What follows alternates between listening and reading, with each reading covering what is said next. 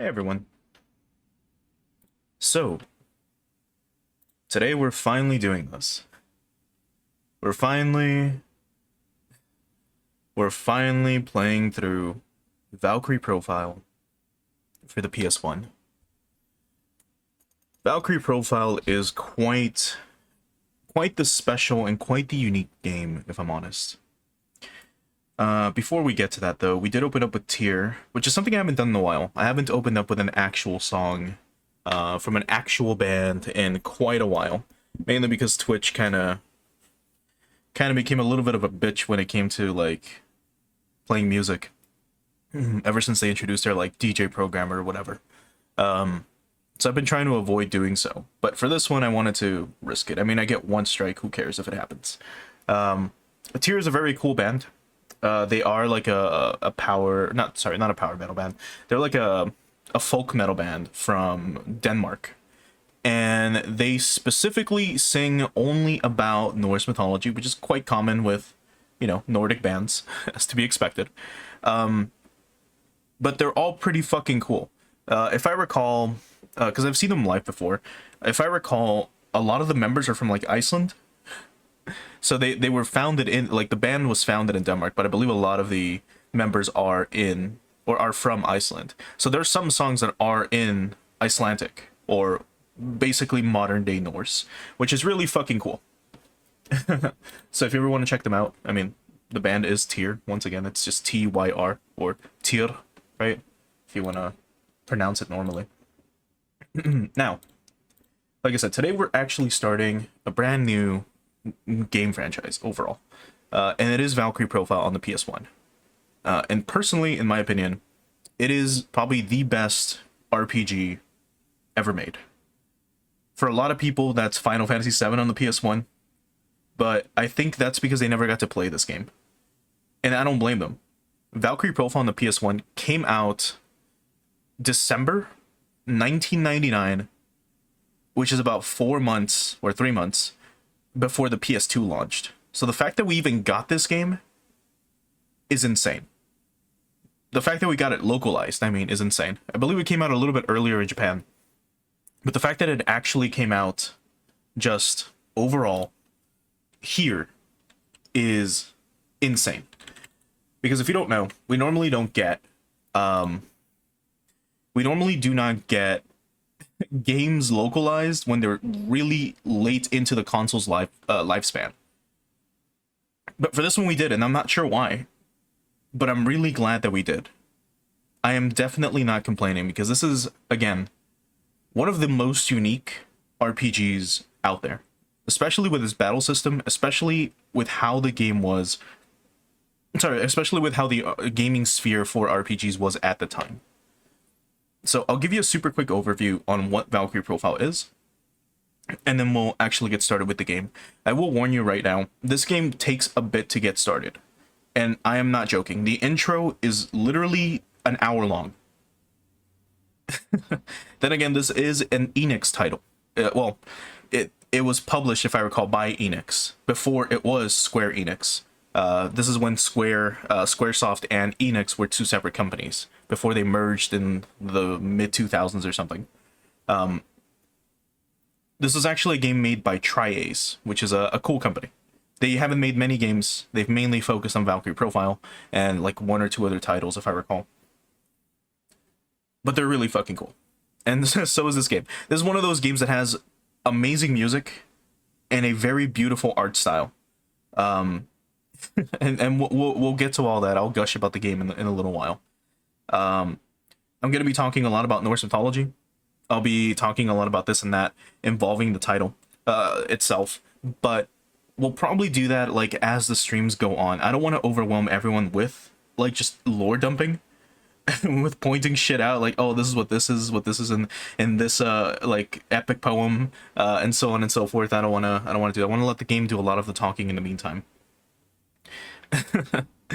And that's gonna be I think what I'll probably do is we'll cover stuff, and then on the following stream I'll start the stream off by kind of summarizing like certain things or certain aspects that we covered in the game.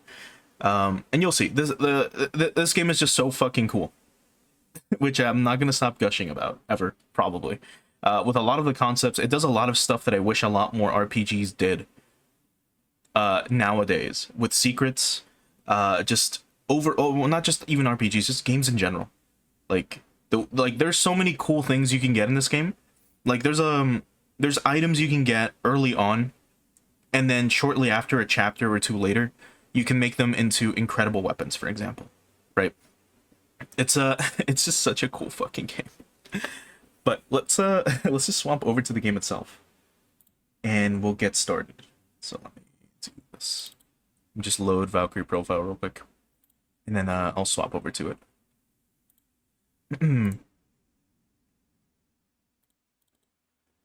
All right. Now, this game does have an anime opening. It shouldn't spoil too much.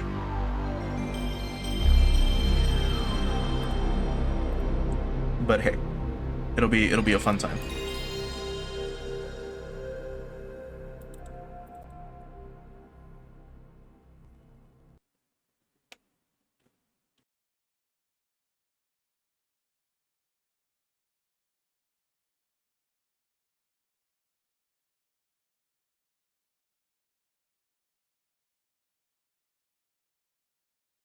And here's the menu. It's very simple. Now, we'll show off the opening movie in a little bit. I did want to talk a little bit about the soundtrack. This soundtrack is composed by Motoi Sakuraba, which you might know him more for some of his later titles that he's worked on, or you might know him for composing for a lot of legendary titles, just RPGs in general, such as Valkyrie Profile. But he's also composed stuff for mainly Dark Souls, right? And I think he's been the they've been the composer for the entire Dark Souls franchise overall. But he makes incredible music. And for example, some of my favorite tracks from this game are like track 5 in this game, which is Eternal Hydrogen Anxieties. And it sounds like this.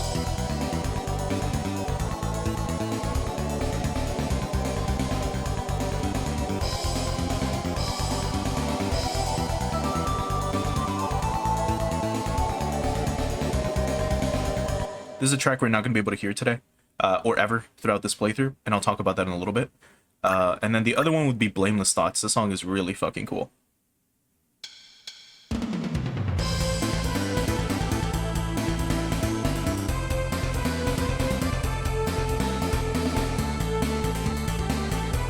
That's a track we will be hearing, but I'll have this one in the background while I talk about this for a little bit. So, what I meant by not being able to actually hear some of this music.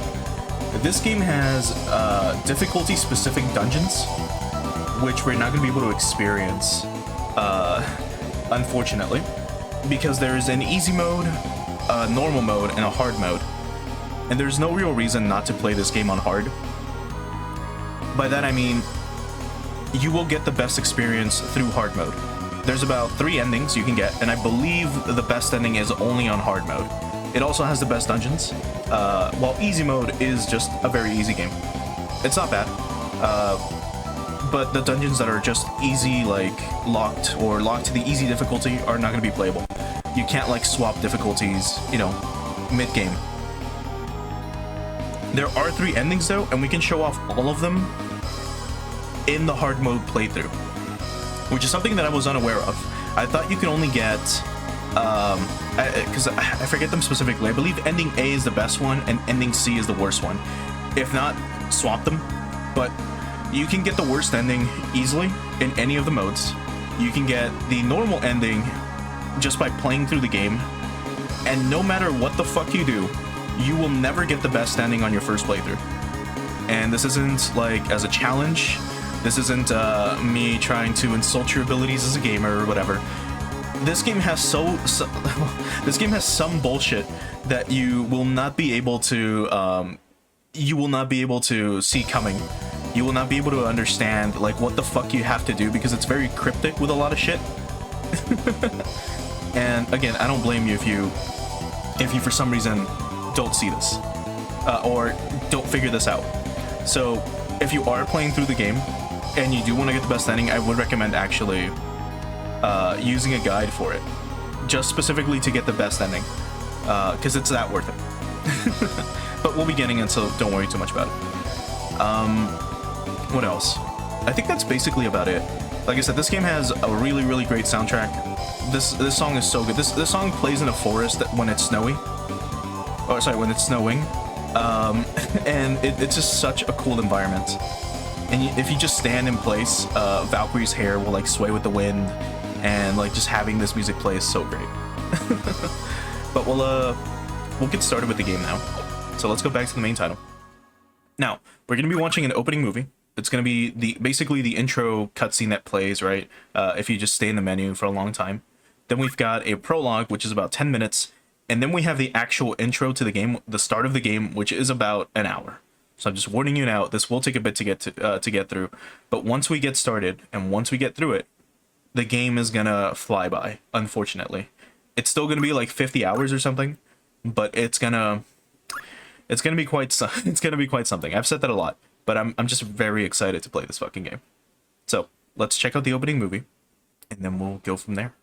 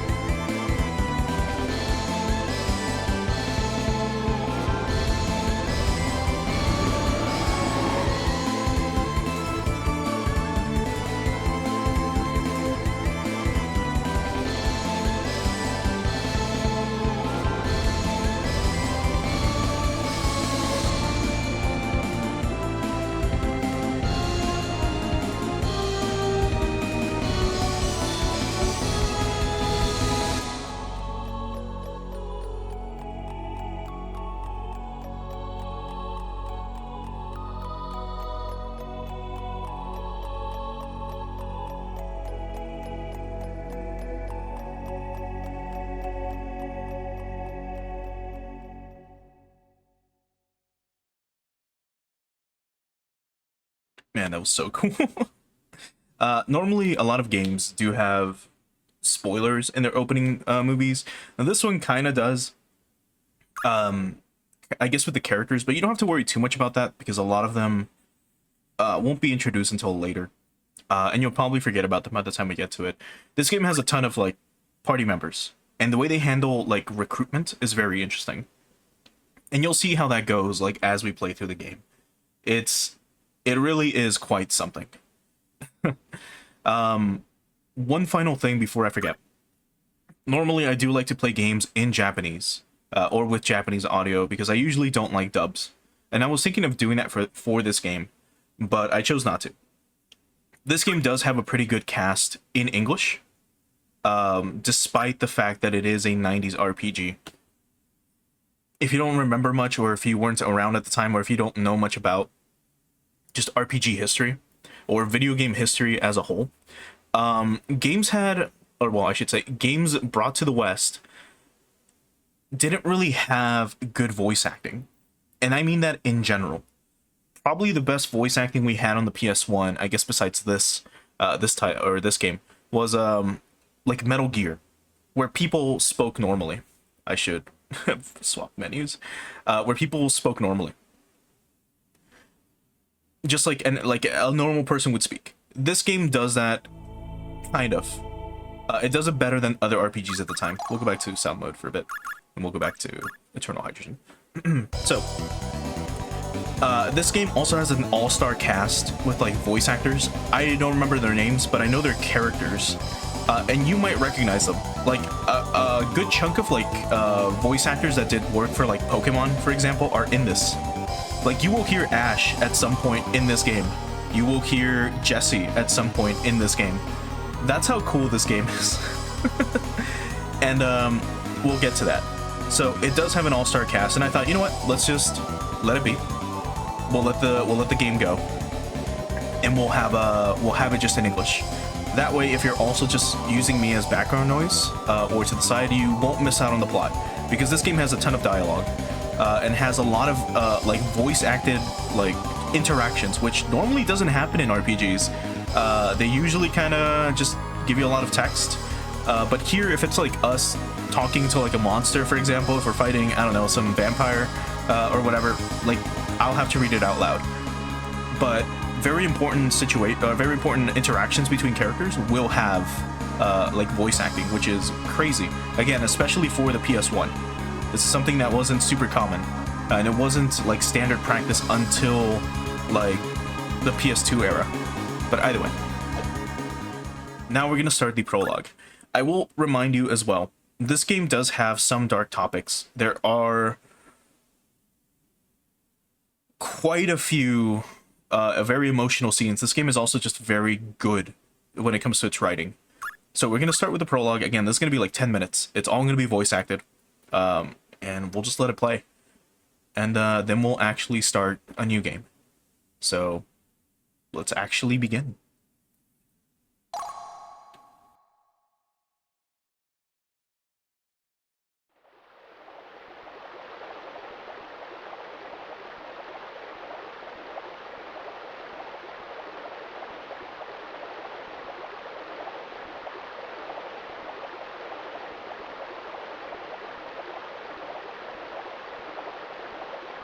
I must hurry!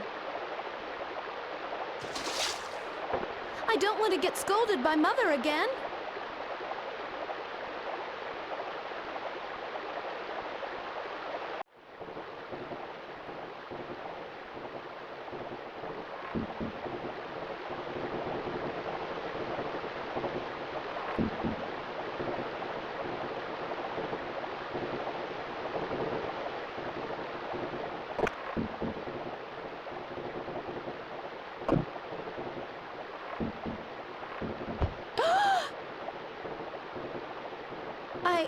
I'm so sorry. Your clothes, are they...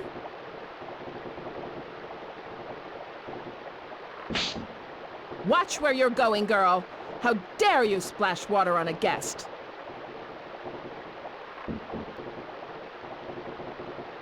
Forgive me.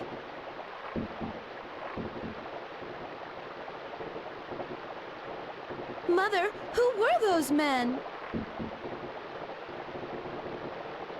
It's none of your business. You have work to do now. Hurry up and grab your bucket.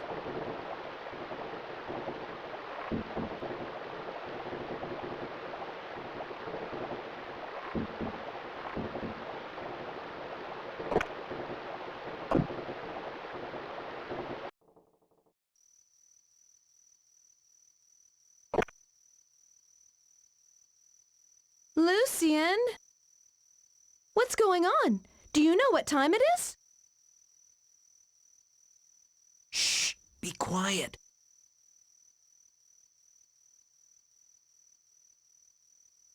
Platina, we've got to run. Come now, hurry. What are you talking about, Lucian? Listen to me. Your mother and father, they've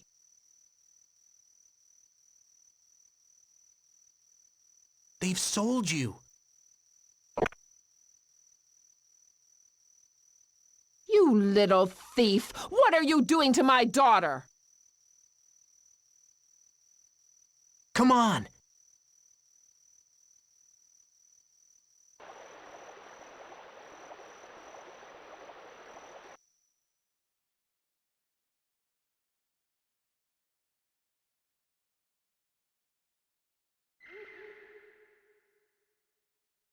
Lucian, I want to go home. How can you say that? I haven't heard anything from Mother about this. Are you sure this isn't all a misunderstanding about being sold?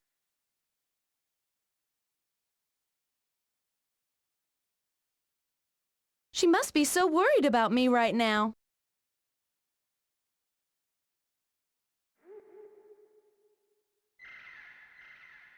Lucian? You've seen the men in black, haven't you? They've come to my house, too.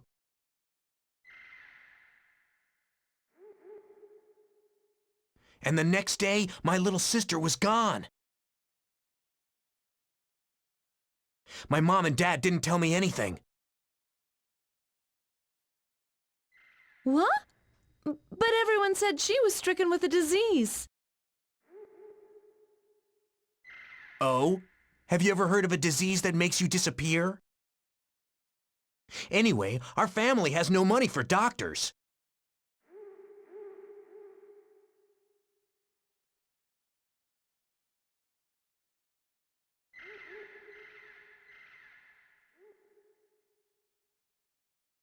I just don't want to lose you.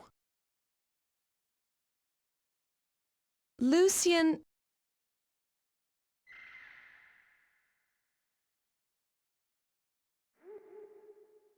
Then let's run away, far away. I'll go anywhere with you, Lucian.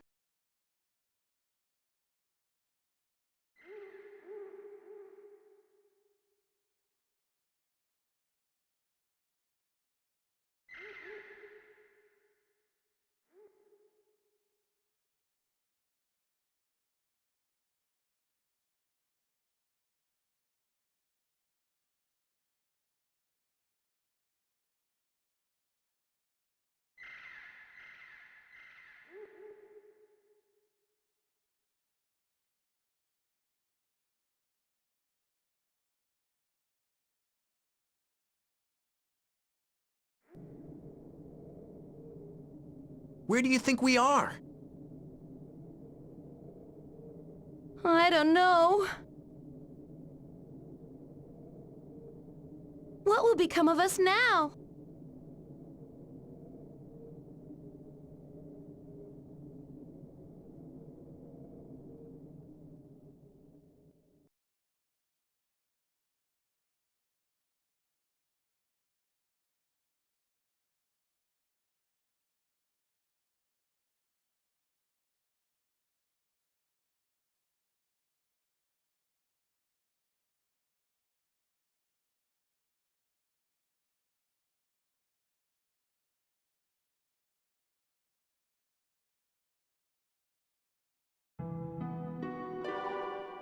Where?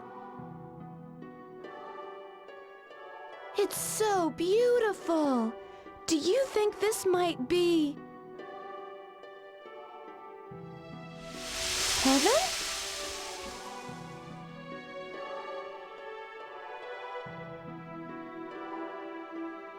It's bad luck to say such things.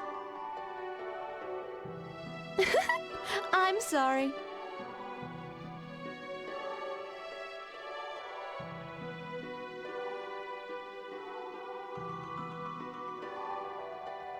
These flowers, they're...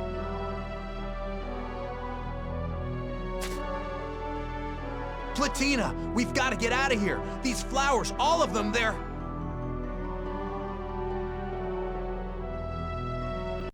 weeping lilies! Weeping lilies? That's right. If we stay here, their poison will kill us.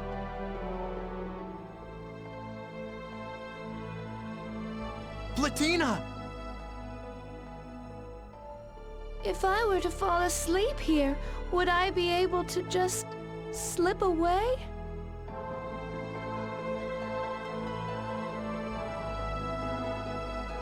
What? I can't stand it any longer, no matter how hard I've tried. Mother and Father have never treated me with kindness.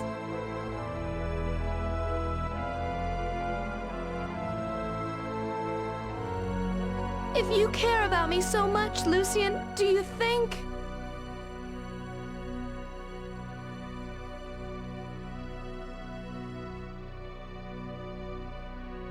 do you think we might be reborn?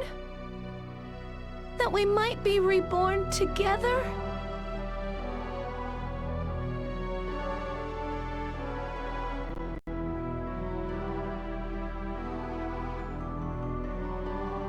I'm so glad to have known you, Lucian, but I have too many awful memories.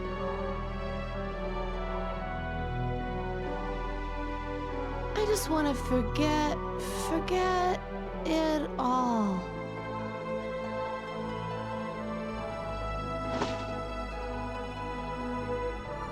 No! Wake up! I won't have it! You want to forget? Would you forget me too, Platina?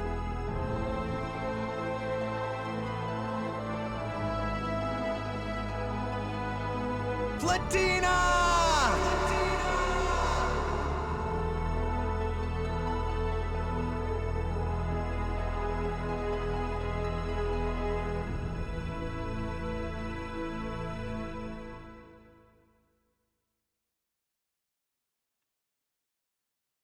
And that was the intro. Then we get the anime opening, and then that's about it. That's quite the start for a PS1 RPG, right? Like I said, this game has pretty good voice acting, especially for the time, and it's got a pretty interesting setup. Do remember that this is a Norse mythology themed RPG. And yeah, the story gets pretty good. There are some interesting voice actors which you might have recognized. For example, if you are familiar with at least anime dubs in the West. For example, the voice of Belanus is Megan Hollandstead, who appears in a lot of anime as well, and she's done a lot of voices for games and the like. She's been in a ton of shit like Kojia. She's been in Naruto. She was the voice of 5 actually in Dragon Guard 3 when we played through that. She's done voices in The Last of Us and a bunch of other stuff, which is insane. We have Eric Stewart, who is the voice of Lucian, and he also voiced Brock in the Pokemon anime. So there's that. And there's a ton more that we'll hear as the game goes on. But hopefully you got a feeling for what this game is going to be like, what the mood is like, and of course some of the music, which again is just really, really, really good. But alright, before we do get started, I did want to check one quick thing out on my end, so give me a second. Let me just do this. So here's the difficulty. So we've got endings B and C that are only possible through easy mode. So recommended for beginners who are not very skilled. It's also a good choice for a quick look at the game. And this is pretty cool actually, because you can get through all of the chapters pretty easily, and you level up quite quickly. As you can see there, it's quite a bit of like EXP. By item type, I believe it means that you won't get some of like the better weapons. Same with dungeons, there's not that many characters, you only get a small pool of like characters. And then the initial levels, as in when you get a character to join your party, they will join at a specific level. In every other one, well, by that I mean on hard mode, sorry, everyone will start at level 1, which is it's quite something. So you'll start, like, if you recruit someone, they're going to be level 1. You can be level 20, you can be level 30, they're going to be at level 1. And you have to get them all the way back up to, like, your level, which isn't hard, actually. It's pretty neat. Besides that, what else? The possible endings for easy mode, you only get B and C. So you are locked to the normal ending and then the bad ending. Normal mode, you can achieve everything. So you can get ending A through normal mode. I forgot about that. And then hard mode, which is what we're going to be playing on, is anyone who wants to plumb the depths of the game. However, make the selection not for enjoyment, but as a challenge. But honestly, again, if you are playing this game, you should play it on hard mode. It's not that hard. Like I said, just getting ending A is going to be pretty fucking difficult. And you get access to all the characters as well as most of the dungeons. There's quite a lot that are exclusive only to hard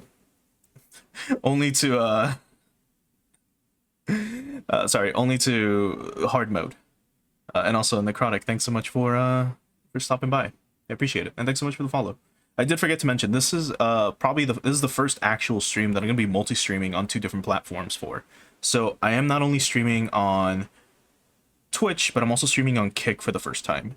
So we'll see how that goes. Like right now, for example, there's an ad that's about to start on Twitch, but on Kick, you guys get to enjoy this without having to worry too much about dealing with ads, which is great. And as usual, for anyone watching on Twitch, you can just use an ad blocker. I really do just recommend doing that. If you want to quote-unquote support me, then just, you know, deal with the ad. But otherwise, just enjoy like the stream. Otherwise, you can have the Kick tab open, which I should actually do that. I'll post link to the Kick chat real quick through Kick, or sorry, through Twitch, just in case anyone on Twitch wants to hop on over whenever there is like an ad break. That way you are able to just still hear me without needing to deal with the ad. But either way, and thanks so much, Moon, for stopping by as well.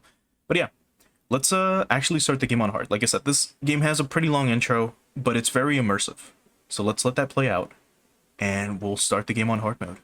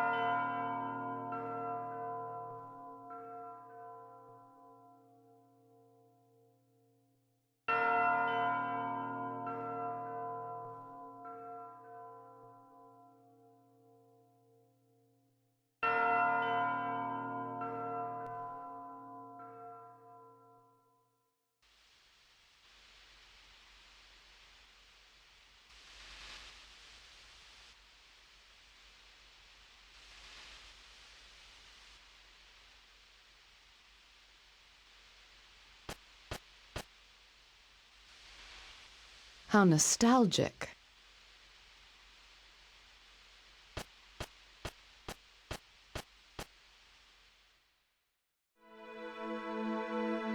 And we'll talk a little bit over this for a little bit. We are currently in Valhalla. So it's just, this is what it looks like in this game, and it's so nice. I can't get over it. I fucking love this game so much.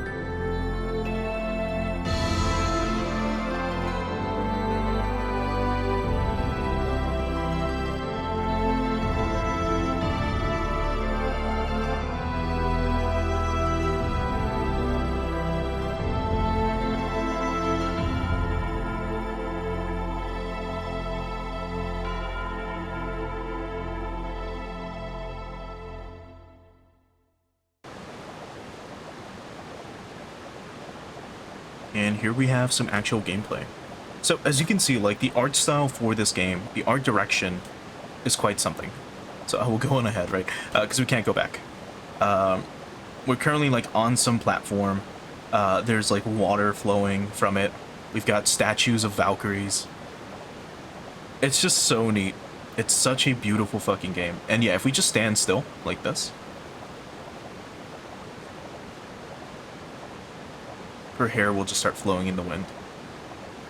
So one thing you can do is if you just hold a direction, you will run, but if you tap it, she will walk instead.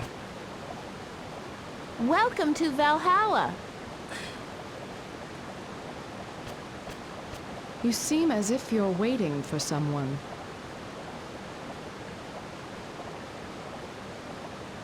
Of course. I've been waiting for you, Lenneth. I've been waiting since my sister Freya told me you were coming back.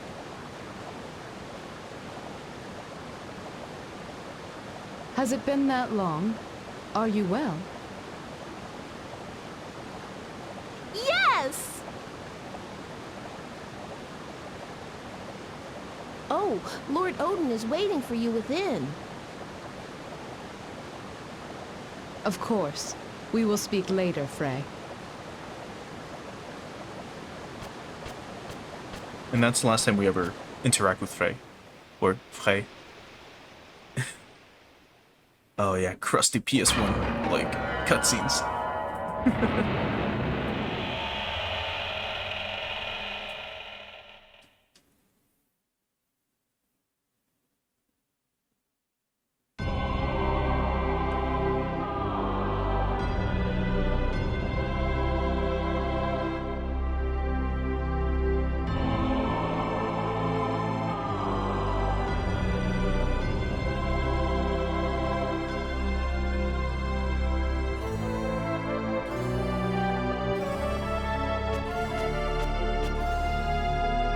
I am here, Lord Odin, at your service.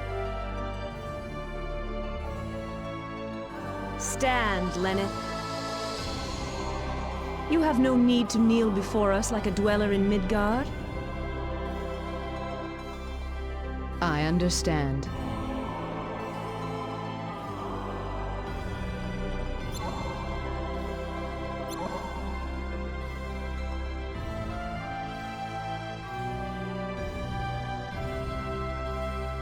I rejoice to see you again. You have been missed. And you. Lenneth Valkyrie. I would not summon you, the greatest of the three goddesses who govern destiny, without good cause. Yes, my lord. The head of Mimir has told me that Ragnarok, the end of the world, draws near. Ragnarok? There have been signs of unrest among the Vanir of late. It seems that we, the Aesir, will not be able to avoid war with them. We require warriors. You shall journey to Midgard, the world below, and search for suitable human souls. It is my honor, Lord, to serve you. I expect great things from you. Very well then. Freya? Yes, my lord.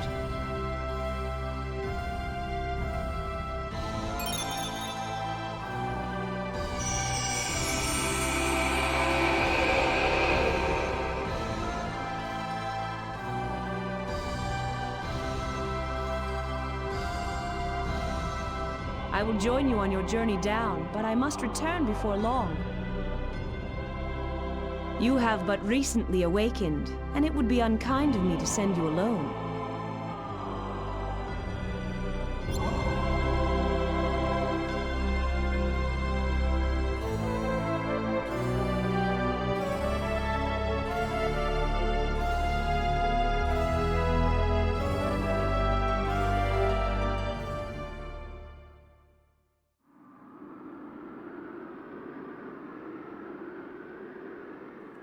This is the human world. Yes, the lower world of Midgard. where souls wander about, locked in cages of flesh. Does it remind you of anything? Not particularly. I've never seen this world before. I see. Then let us go. Go where? It is time for me to teach you about who you are, what your role is.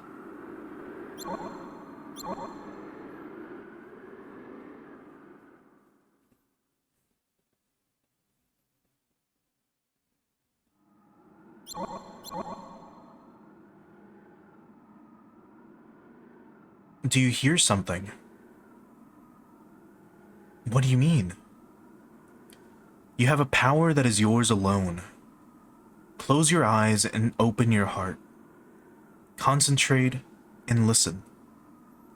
You will understand. So, we can go ahead and press the start button and start the spiritual concentration. This is the very unique method for recruitment in Valkyrie Profile.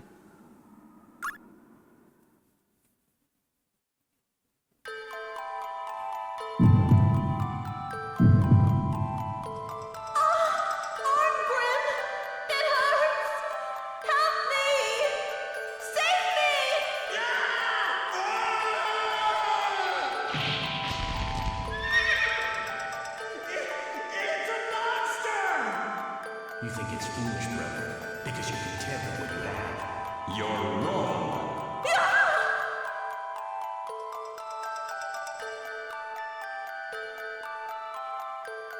And all of this is taking place in Artolian.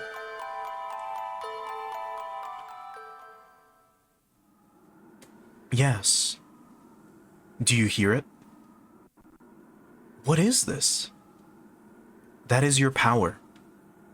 The power to hear sorrow, anger, and hopes of humans near death. The power to hear their souls cry out. It is your task to take the souls of the chosen departed within yourself. I am to search amongst the souls of the departed for those worthy to become heroes? Yes. That is why what? Let us go. If we go even closer, you'll be able to synchronize your soul with theirs. Then you will understand more.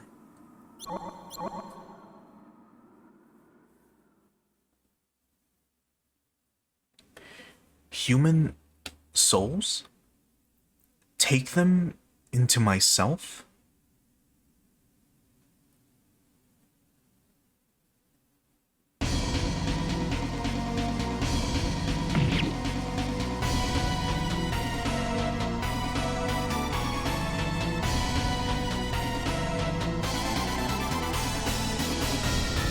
Arngrim, help them out, won't you?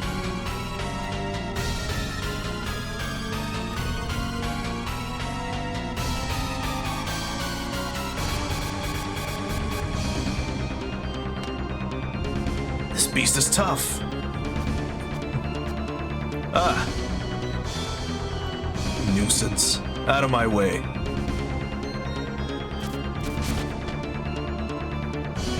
Let me assist you.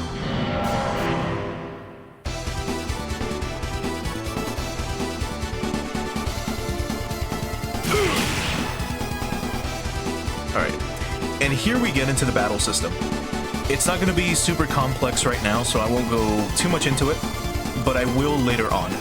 Just know that every character is assigned to a face button on your controller. So square, X, triangle, and circle. And whenever you press that button, the character will attack. At the moment, we only have one attack per character, so you can only do just a simple attack.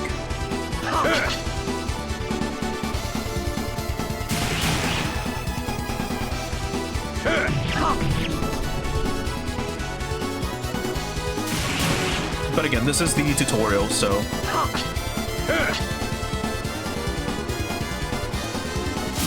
Now, I don't believe you can die here. Or at least I've never done so.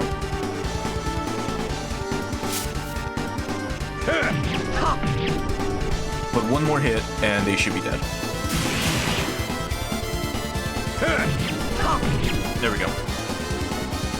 And that item is a fire gem, if I recall. Which we're gonna need. Quite a lot of.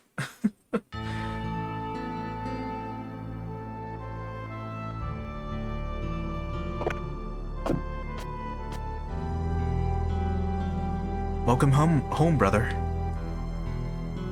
Whoa. Are you okay? Yeah, just sit down.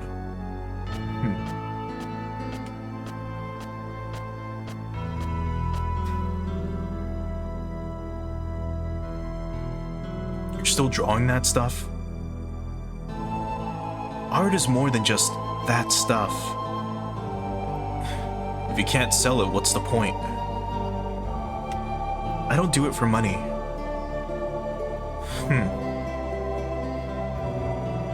Whatever. Brother, it's different. Different than war, where you just kill people. What? I don't fight for money. I'm a mercenary because I enjoy it. Same as you, right?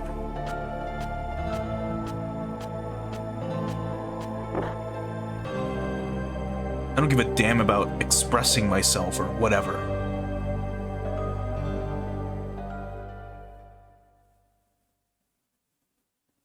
Say, Roland, what's fun about making art anyway? You think it's foolish, brother, because you're content with what you have. For me, drawing pictures has always been a way for me to escape the confines of this frail body of mine.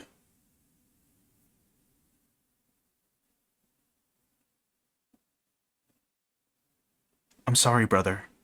I know that part of the reason you fight is to support me. I'll leave the money here. That statue? It's a present from His Highness. They give it to the guy who kills the most people in battle.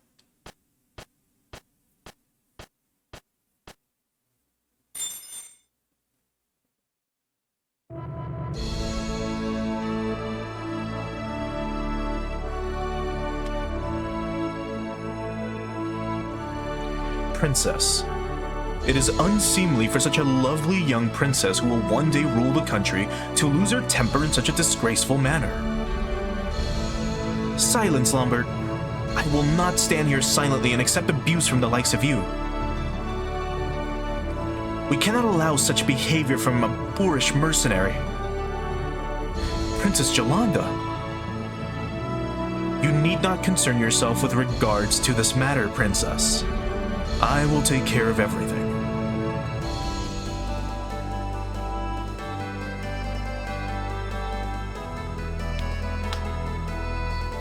What a brat.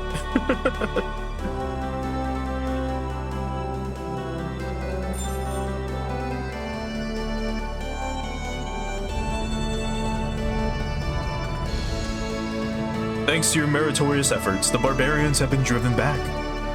I salute you all. And among you, I believe, is the greatest warrior of all, Sir Arngrim.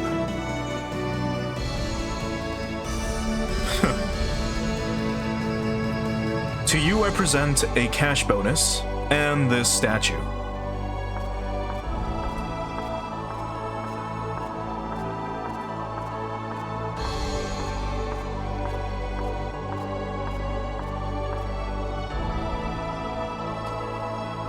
Although I'm sure mercenary taste is no different than that of a barbarian.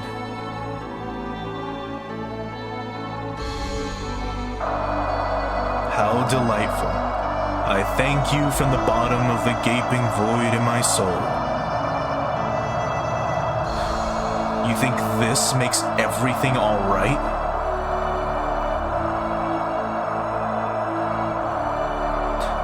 This cheap little statue's nothing but a lie.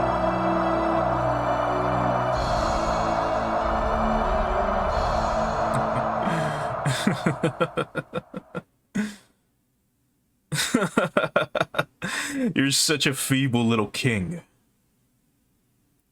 What? What are you? I don't have time for this farce. The statue looks a lot like you, don't you think?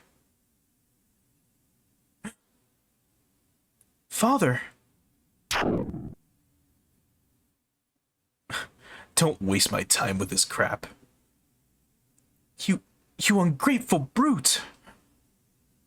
To subject my father to such barbarism! 10,000 deaths are not enough for you. Guards, take him! What are you doing?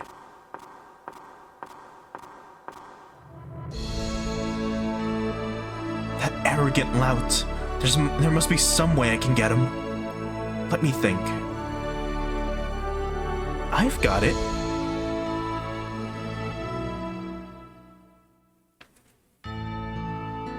And now we can control Arngrim. So, like usual, you can run just by holding the directional buttons, or you can tap it to walk. And if I recall, one of the buttons was to investigate. I think it might have just been X. So right now we can't really interact with much. But we can, like, leave and come back, right? I don't think there was anything here yet. So for now, we can probably talk to Roland. Yeah. It's been a long time since you hung around the house all day, huh? That's about it.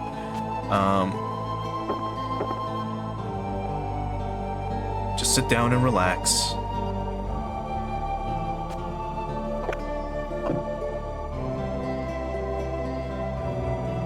Do you want something? Aren't you... I mean, might you be Sir Arngrim? Yeah, that's right.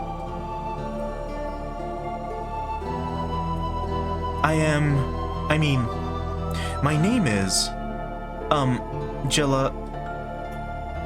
Jella? Yeah. I mean, no, Jella, my name is Angela.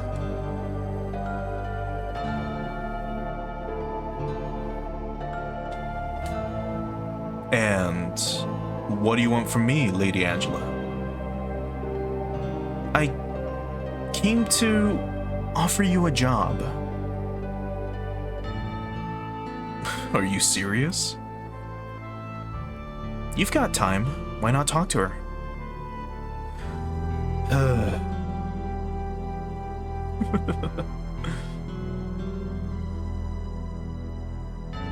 So, where are we going? Let's go to one of those restaurants. Do you know of any fine establishments? This place over here is about as fine as it gets in Artolia.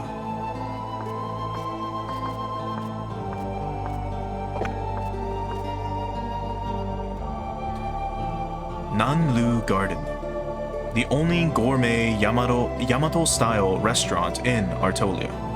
Its promise to the citizens of the continent is a taste experience many Westerners find rather bizarre.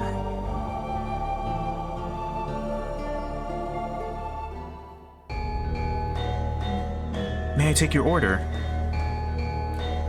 I have no idea. Let's see, I'll take this, and this, and this. And what would you like to drink? This and one of these. Hey, are you really gonna eat all that? Why would I? I'll just have what I want and leave the rest.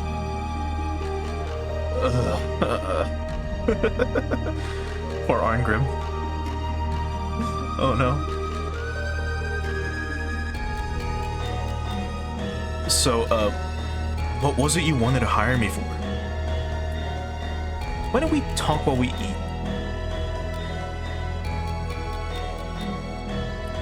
30 minutes later.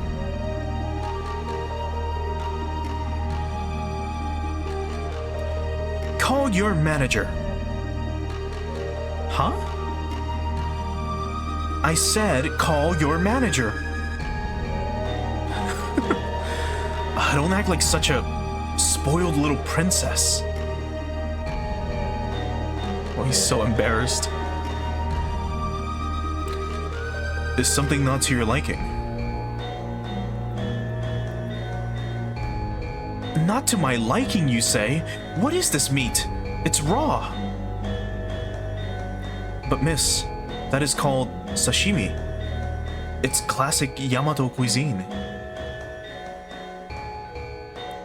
And what's this cloudy soup? It smells awful. It must be rotten. Miss, that's an absolute staple of Yamato cuisine. Miso soup. And what about this? It's a monster. You're trying to make me eat baby krakens? But miss, that's just plain octopus. You serve monsters here? I assure you, miss. I have never been so insulted in my entire life. Now my throat is parched.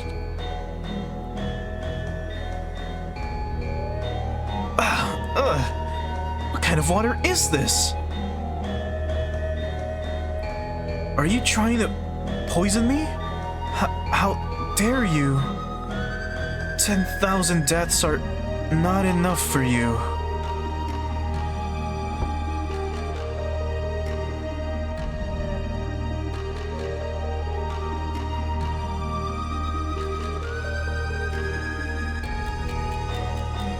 Your bill, sir. Poor Arngrim. So we get a save point, which is great. I'll do 2 just in case anything happens.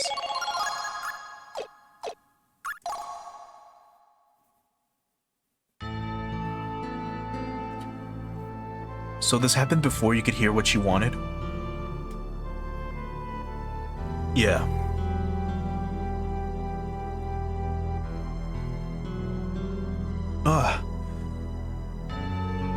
Princess Jolanda? It's probably more like Yolanda, but... what's going on? Well, I know she came here in disguise to hire me for a job.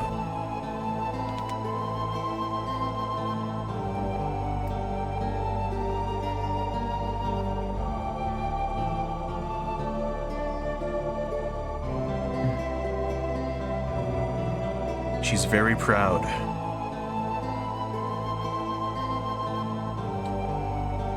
Huh? Talking in her sleep, eh?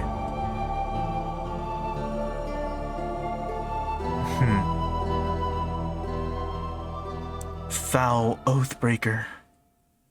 10,000 deaths are not enough for you.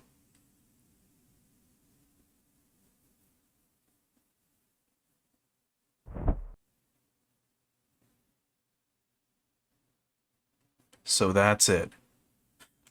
I understand now.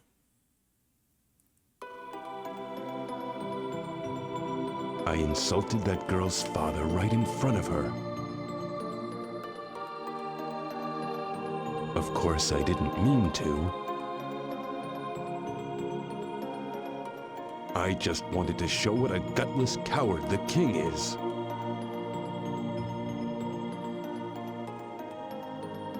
What I did wasn't wrong. But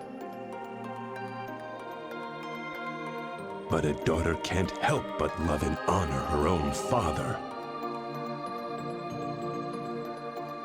Is there any child that would not feel anger at seeing their sire made a fool of?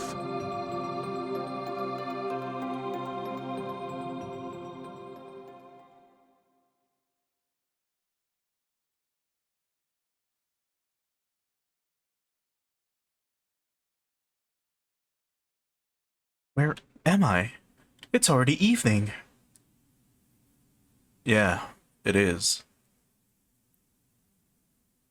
I have to go. Oh, Is it okay if I come back tomorrow to make my offer? Yeah, sure.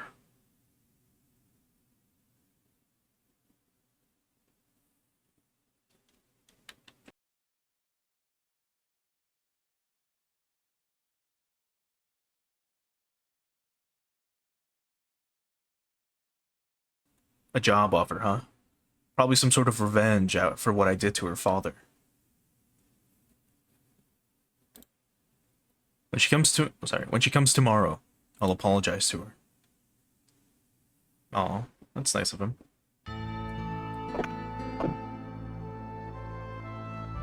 You're late. So, what's your offer this time? It's short notice, but I need you to help another man deliver. What? Give me a break. You're wasting my time for that? Come on. The pay is top price. So, will you take it? Dangerous cargo, huh? Well, I'll take it. But I want 5,000.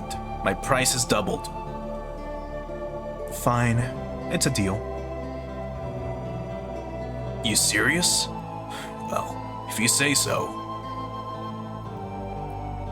By the way, who's the other guy you got me teamed up with?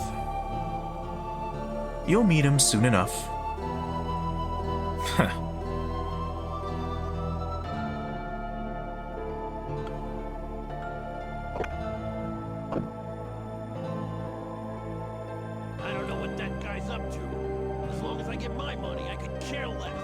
Oh, the audio all of a sudden got kind of...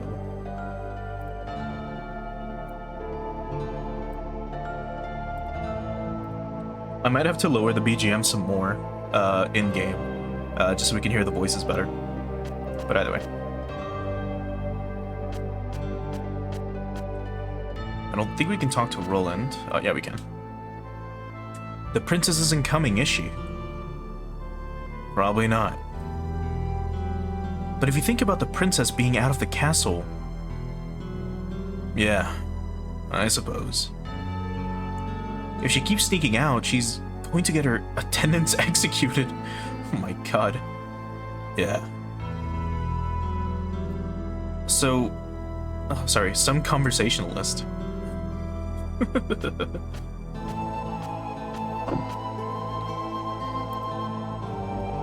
And now we get to finally...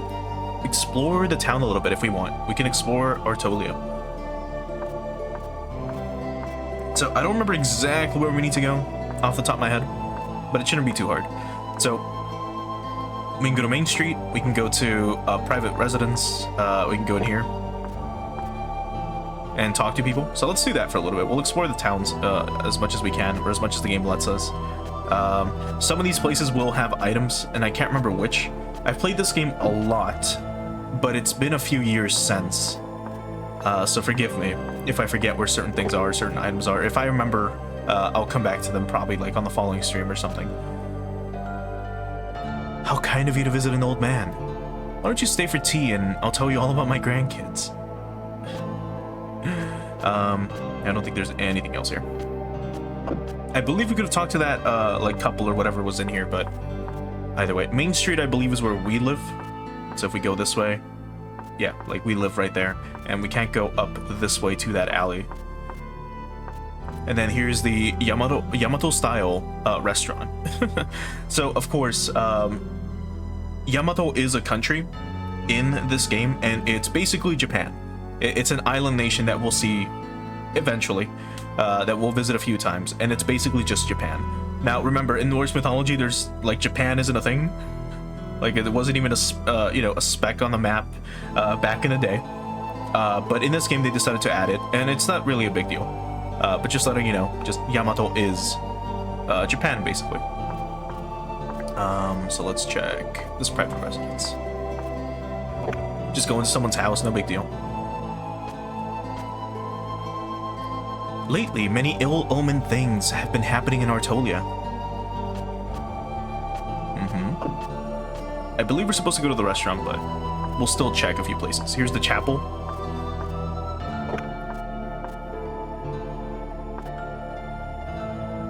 If the Vilnor army comes this way, this whole town might be will be wiped out. All we can do now is pray. It's a very small chapel, but it gives you a sense of scale for the world as well. If you look at the background, you can see like just how big this place is. Like, this place is huge. Like, down this street, there's a lot more to this place. In the game, like, as far as we can explore, we don't get to explore, say, a town as a whole, right? If you were to map out this like whole city or this whole town or this whole kingdom, you can't visit all of it. It's like a small section of it that you can normally explore, and that's about it. But it's not bad. But anyway, the other day I opened up a treasure chest and some poison gas shot out at me. Luckily, I was crouching down, so it didn't do anything except give me a big scare. Right, so here's your first hint about, like, well, traps in chests and how to dodge them. And it's just by ducking, which we can't do right now. So I believe we do have to go into the Yamato-style restaurant. If not, it was like we explore the town and then go back home. Good day. And yeah, that's it. So, yeah, we just go back home now. So this is like the little tutorial area to kind of let you interact with the town and the like, because we can't go this way. I believe we just go back home, if I'm remembering correctly. Yeah. Brother, you have a visitor.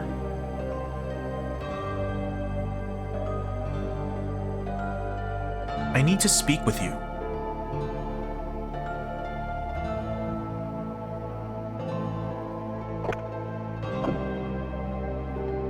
Is it about a job?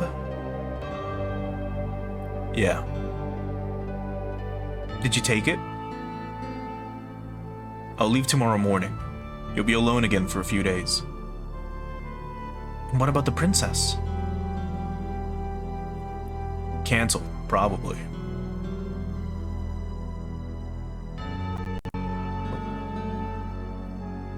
Whoa.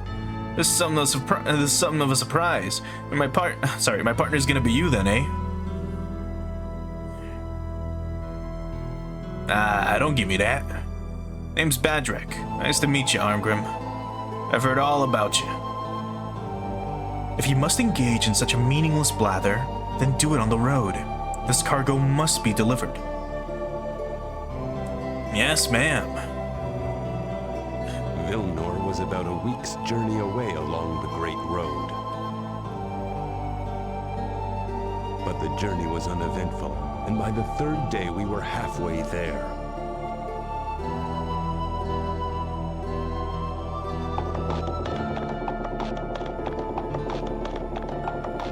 I'm getting plenty of money for this job, so who really cares what's in the thing?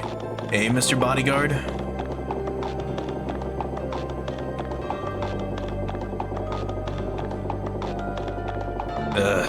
That Lombard. Lombard? Artolia's chief counselor? You mean it wasn't the agent who hired us? Hey, bodyguard. Something's coming up behind you. What? Knights! And lots of them. Knights? The dust looked to have been kicked up by a group of Artolian cavalry. It seemed like they were chasing something, but I never imagined it was us.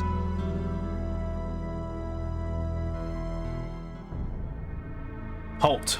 Surrender your cargo for inspection. Hey, hold up. When I think about it now, I never should have agreed to take that package without knowing what was inside. It just wasn't like me.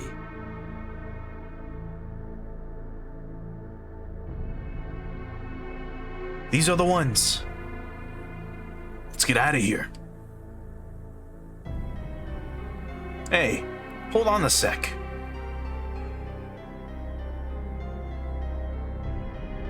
What?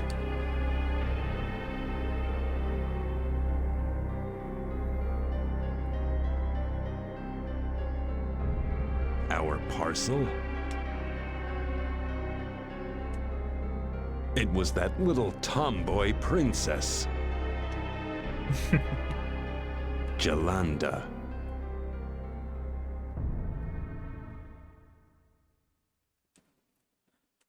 Looks like we'll have to wait until night and run.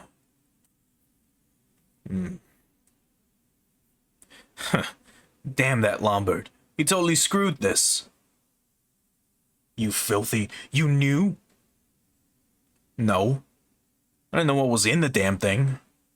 It's just that my, client was Lombard like always, and... Did those soldiers know that Lombard... Huh? No way, can't be. The guy's a Vilnor spy, you know. What? Nobody was supposed to know what was in the thing, man. If Vilnor got their hands on the princess, they'd have Artolian in the palm of their hand. I'm already making him Italian when he's not Italian. I'd have been quite happy to kill a stinking knave, but I've got more important things to do.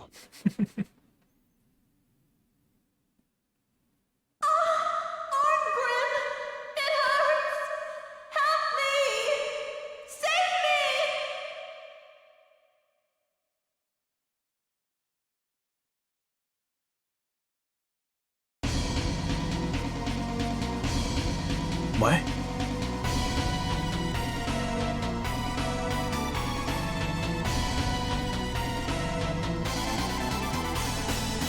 Hey, the hell is that?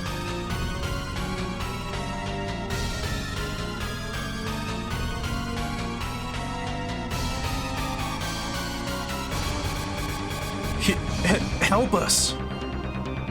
Hey, what's going on? Jolanda?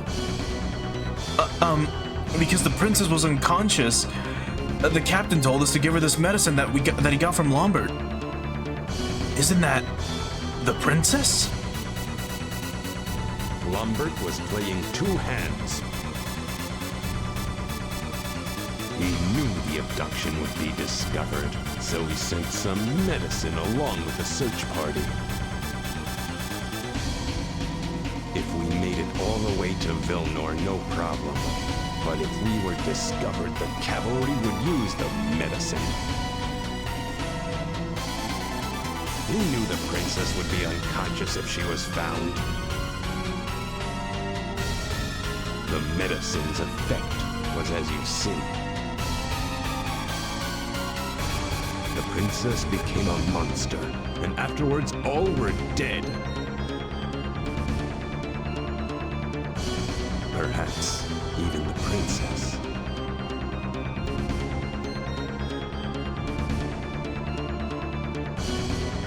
It's exactly what happens to somebody when somebody drinks ghoul powder. Ghoul powder?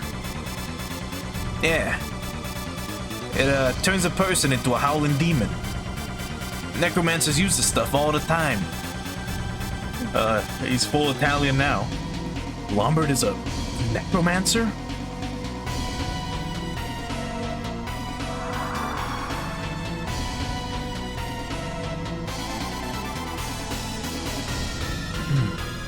Angela. Angela?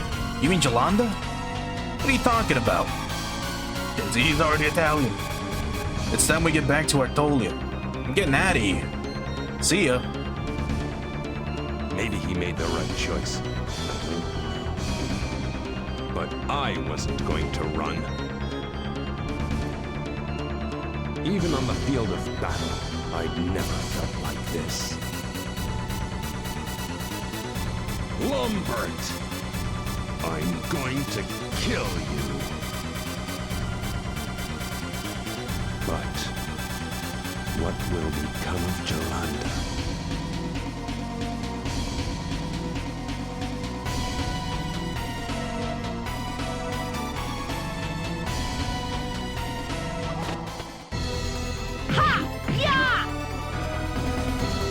Stop. That's... Human, life is not something to be thrown away. If you are a true warrior, you will find your path in the maelstrom of battle. The Battle Maiden, Valkyrie? Who hadn't heard the tales of the endless war the gods wage with the creatures of darkness?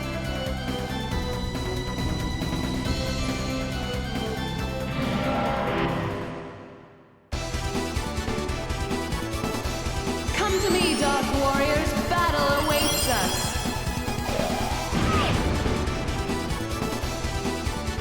So here's the second battle. We still can't really do too much, mainly because, again, this is still the tutorial area. But as you can see, the game kind of ramps up. Like, this is probably the longest recruitment segment in the game. Yeah! But we finally get to play as Valkyrie, and, well, Freya as well, of all things. And as you can see, Freya is quite strong.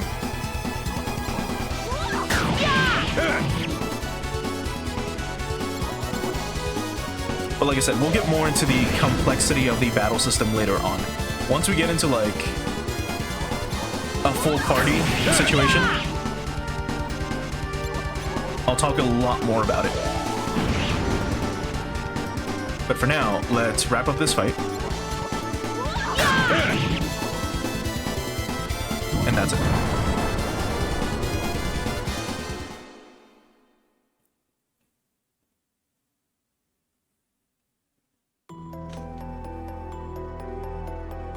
Battle is my greatest pleasure.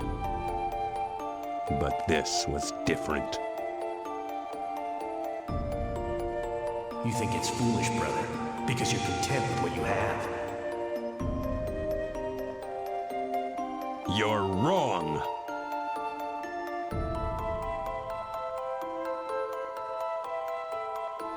It was through others' misfortune that I felt myself to be strong.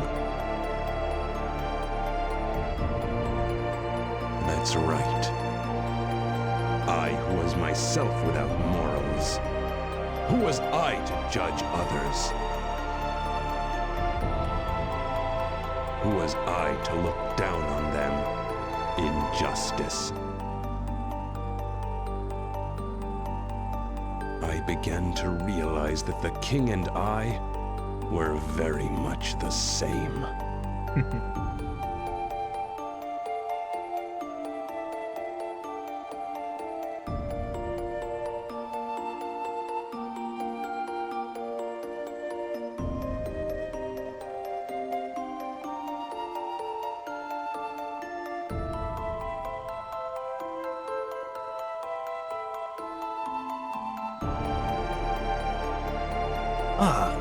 I thought you might show up sooner or later. You really should have just run away. It will avail you nothing to cause a disturbance here, young man.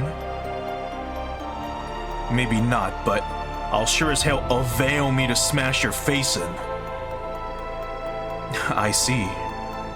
Arngrim, you may be a genius on the battlefield, but when it comes to the higher arts, you know little. You realize you're already dead. What? Magic, Arngrim. Let me show you. Ugh.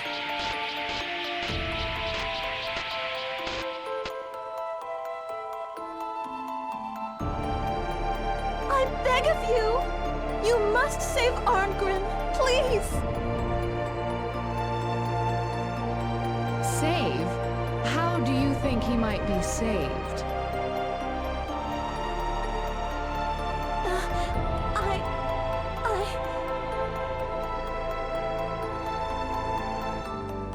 By being allowed to continue to live, or by being chosen by me?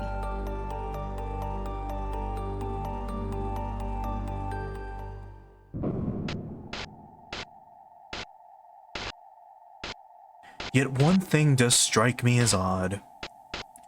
I believed it if you ran away, but could a human really have defeated a ghoul? I can't imagine. That's him! That's the man who betrayed me!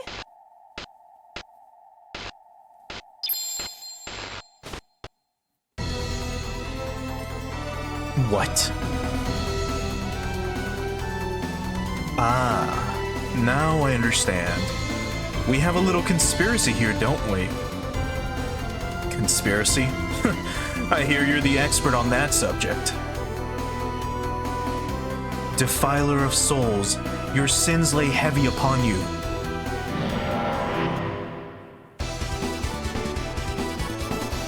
Come to me, Dark Warriors. Battle awaits us.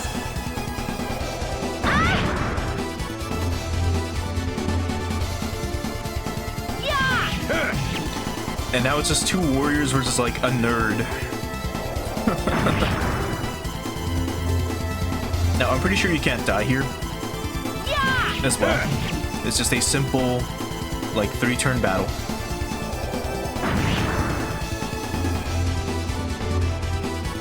Also, if you haven't noticed, Arngrim's sword is huge. It is absurdly large. It's like the size of 2 huge men. And this guy just carries that around.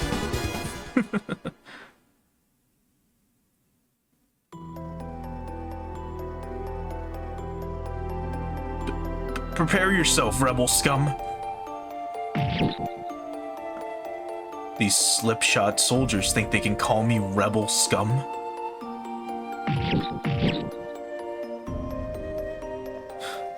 Look, friend, don't expect me to do you any favors. I'm not going to die. I guess I don't have much use for heroes with true strength up in Asgard, eh?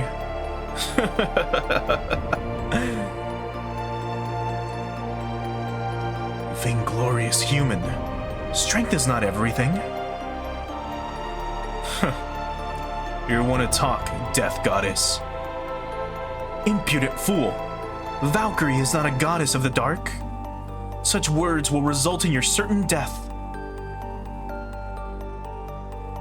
Angela? Huh? You knew? I see. So you're safe, little one. I have one question. Aren't you just a death goddess? A god of death is merely responsible for the snuffing out of lives. I, however, can show you the path. Path? Yes. However, you must walk it on your own. Stop this pointless slaughter. Old man. Arngrim, will you truly raise arms against me?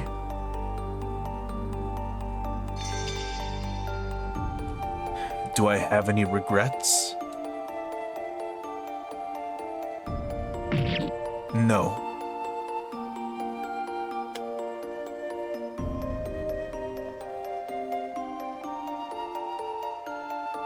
Why did you save me? Consider it a gift. It seems we'll be spending quite a bit of time together.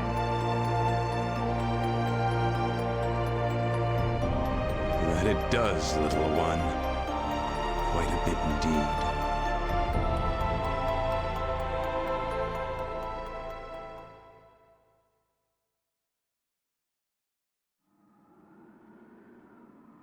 Fate can indeed be a cruel mistress. What is it? Nothing. Let us take leave of here. Next? Yes. Even the strongest steel must first be tempered, yes?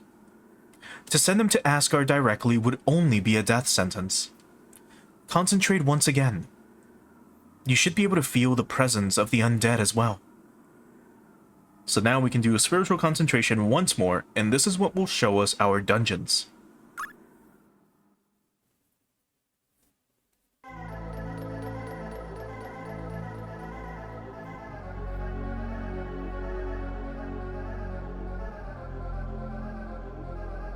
And yeah, I wouldn't be surprised if Badrak reminds you of characters in other series. But here's the Artolian Mountain Ruins. That's going to be our first dungeon that we go through. This game, like I said, eventually became a part of Square Enix. So we might see character designs be borrowed or inspired from or inspire others in the future. Especially Arngrim, but we'll talk about him in a little bit. But yes, I feel them. They're nearby. Let us go and see. And here's the first time that we actually get to control Valkyrie in the overworld. So let me remind myself of what the menus were like. I don't think we can access any of them. At the moment, we can just move or look up and down, and you can fly ahead. You can fly through the entire map, and it's very, very, very cool. It's such a neat, like, travel system. You're able to access, like, a lot of things, and you can see some cool stuff on the map, like this. Like, there's just some, like, floating rock here, or maybe it's like a floating city. Maybe it's a dungeon. Who knows? But we get to just explore around if you really want to. I'll try to get back to the mainland and get to the mountain ruins, which are right here. And I believe if we just press X, yeah, it'll show us the Artolian mountain ruins. So, the Artolian ruins lie in the northern hills. The massive stoneworks have eroded over the years, and their hulking forms peer eerily out from a deep blanket of fog. A bonfire now burns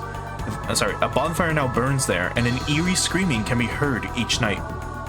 If you see there on the bottom right, it says period 2. I'll talk about that as well in a little bit, once we actually get into the game, once we're out of the tutorial for realsies.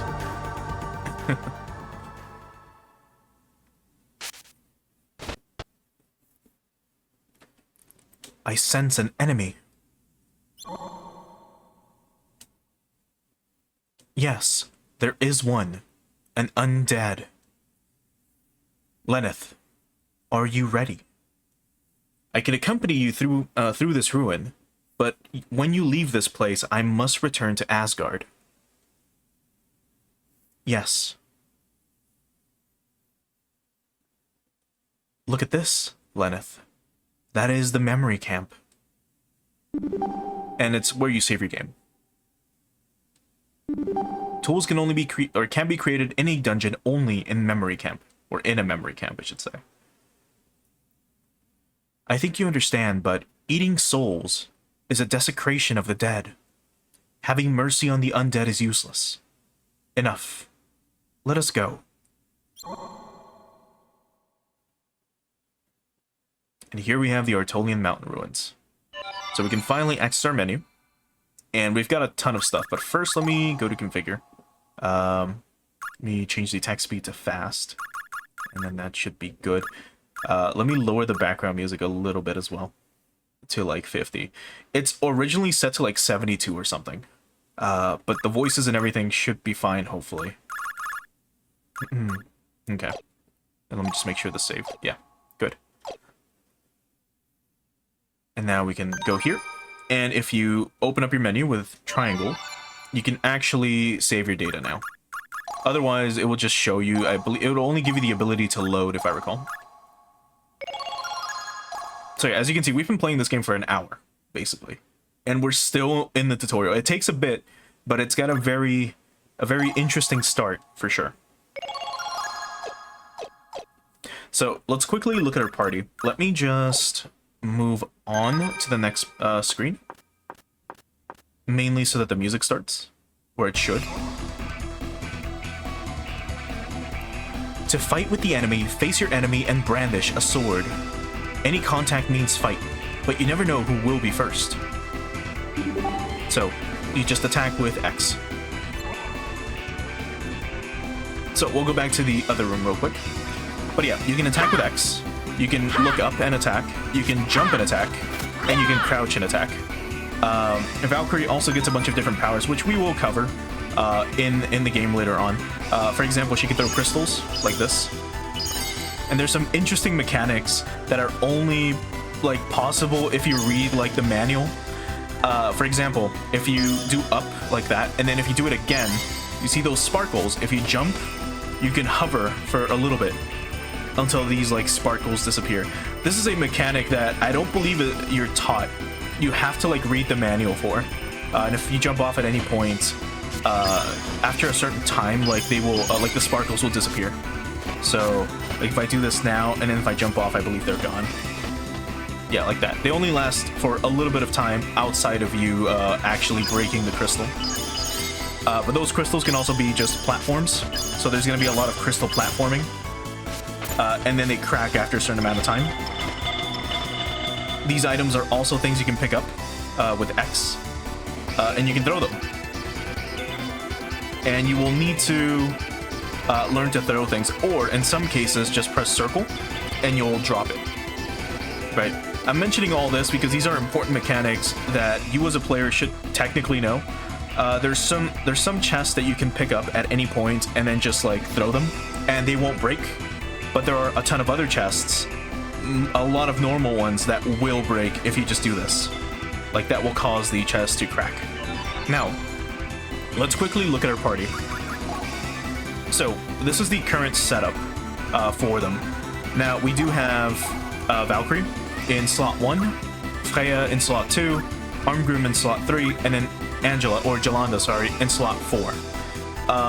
The general gist of Valkyrie Profile is you want to have your mages in the back, so in the circle button, always. You never want them in the front. Essentially, the way this game works is there's a front and back system. So circle is the back, anything in front of that is the front, no matter what.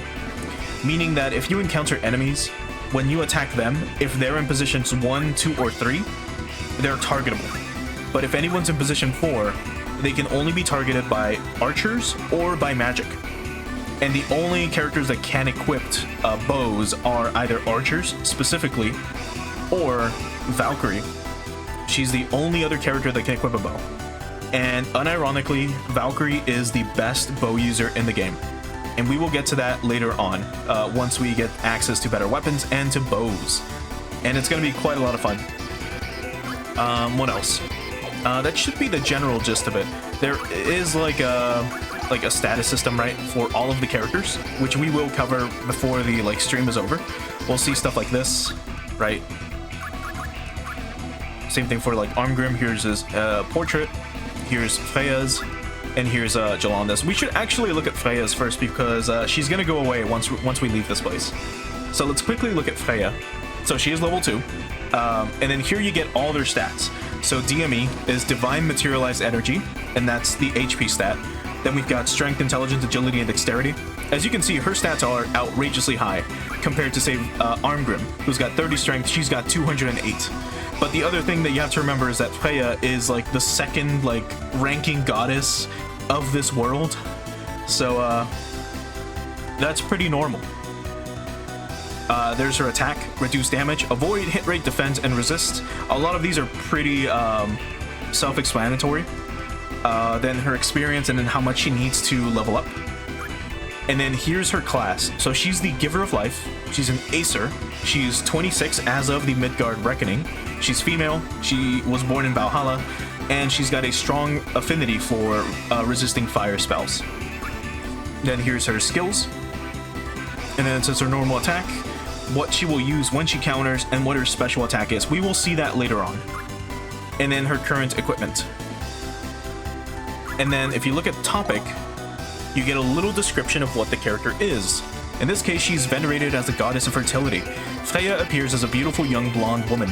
However, she's second only to Odin in terms of true power, commanding power over life as well as death. I won't go too much into who Freya is now. We'll talk about her a lot more later on. But if you know anything about Norse mythology, you know who Freya is. She is a very important figure in Norse mythology. She is venerated as a goddess of life and death. She is regarded as like a mother figure, as someone who's very maternal. She's associated a lot with birth giving. She has a chariot. Who's a chariot that's pulled by cats. She's quite the interesting figure. Also, Freaky TV, thanks so much for the follow on the kick side. I appreciate it. But like I said, we'll get into who Valkyrie is, who Arngrim is, and who Jolanda is later on. But for now, we'll go ahead and move on to our first actual tutorial fight. So there's going to be a monster here, which we can encounter. So if we try to go this way, and we interact with the door, the iron bars are shut tightly, so we can't do anything yet. Also, that little stutter of Valkyrie walking sometimes that you see, for example here, when she tries to like go up like that little stutter, that's normal in the game. Like that's how it is on the PS1 as well. So that is what our enemies look like on the overworld. They look like this. They are just a creature, right? It's just a generic shadowy creature. Here we have another. Let's check out the contents of that bag. It's possible that there could be something unseeable inside. So open the treasure chest. Facing the chest, press down and X, and that's how you open them. And this applies to bags, this applies to treasure chests, anything that can be opened. So we can do this. One thing we can do is we can freeze enemies, and then if we hold on to them with X, we can move them, and then we can jump over them. This guy's going to be stationary, so he will never move, but we can freeze him, like I said. You can hold on to him and push him, pull, or use them as platforms. So let's go ahead and open this. And we found an Eye of Heaven. Now, the Eye of Heaven is your typical item that lets you see the stats of an enemy, if I recall. Oh, no, sorry. It lets you see an area of the dungeon. The spectacles are what allow us to see the stats and weak points of the enemy. Elixirs, they restore HP 50%, and then Union Plumes revive someone with 1 HP. So a feather which revives characters from unconsciousness actually gathers the 3 life elements, material, astral, and mental, from within Valkyrie and reconstitutes them. Or reconstitutes them. What else? Is that it? Yeah, so crystal spectacles, which allow the user to see an enemy's ability and weak points. The enemy's material and astral dimensions are analyzed and communicated to Valkyrie. And that's it. Here we can see parameters. There's nothing right now. And then that's about it. We've got equipment and then a slot for artifacts. So it's pretty neat. We'll get into transmuting and converting later on. For now, we don't need to worry about it. So let's actually have our first fight. Our first real fight. To my side, my noble Einherjar. Now, we may be in trouble. here we have 2 lesser vampires. As you can see, it says front. That means these guys are on or are in the front, unlike Jolanda, which is in the back. Now, the unique thing about this, this fight system or this combat system is how you want to combo things. Right now, we currently only have 1 attack per character, but as the game goes on, we'll be given multiple attacks per character, up to 3, except for mages. Mages will only get 1 attack, which is a spell they can cast. Right now, Jolanda can only cast Firestorm, right? While Freya can do 1 attack, Arngrim can do an overhead swing, and we will do a normal swing. So let's see how far I can get with this. Give me 1 sec. So if we do this... Okay, never mind. We one-shot. But a crystal popped out of that guy. So the crystal itself, I don't remember the exact name of it, but those are, I believe, are called experience crystals. You want as much of those as you can get, because what that will do is once the fight is over, you will gain a bunch of bonus XP based on the number of crystals that popped out of an enemy. So when you get to boss fights, there's certain party members, there's certain attacks that will get you a fuck ton of those, and you want as many as possible. One other thing to note, if you look at the top right, you can see that Jolanda's slot isn't glowing. If you look on the bottom right, you'll see that her CT counter has 1 little red bar, meaning that she needs 1 more turn before she can use her spell again. So that's something to keep track of and to make note of when it comes to your mages. Which is why you want to get a bunch of fire gems, those tiny little red orbs that popped out of the ghoul that we fought a while back. Yeah! Those reduce the turn counter. Or they let party members attack faster. They were rather annoying. And then there we go. We got magic gems. That's what they're called.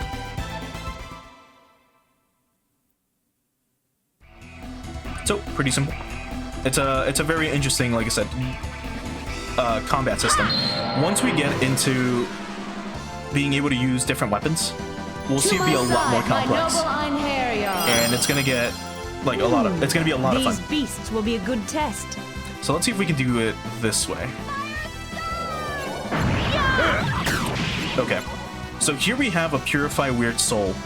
I'm not gonna show that off yet, but that is something that we get to do later on. Did you think you could defeat me? We could have shown it off now, but it's gonna take a little bit of like the time that we have. Just know that Purify Weird Soul, or PWS, is essentially the limit break if you've played Final Fantasy, I guess.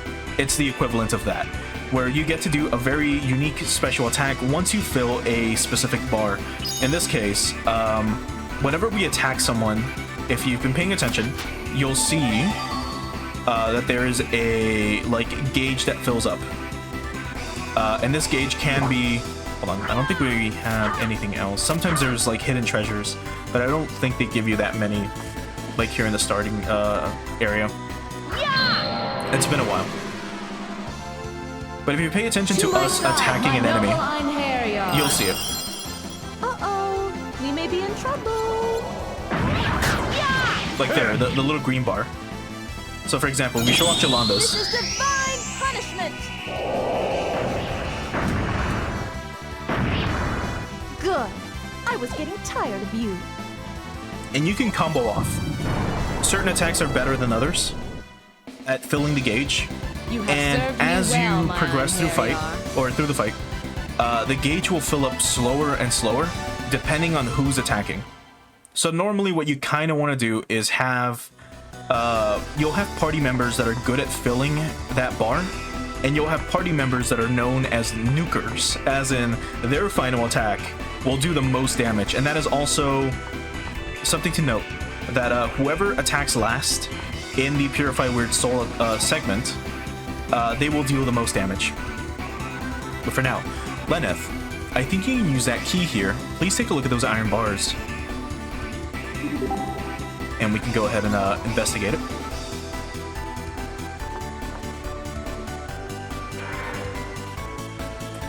Oh, look at the crust. That's so cool. You can see what section got rendered. And then we can move on. Now here we have ladders, which Faye is about to explain.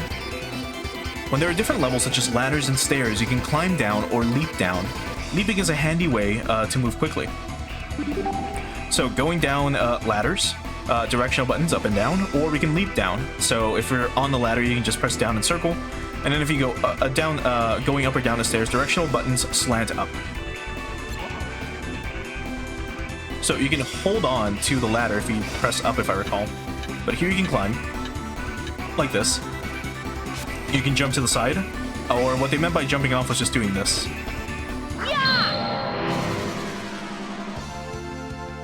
To my side, my noble Einherjar. So let's see. I believe this guy. No, never mind. He's also in the front.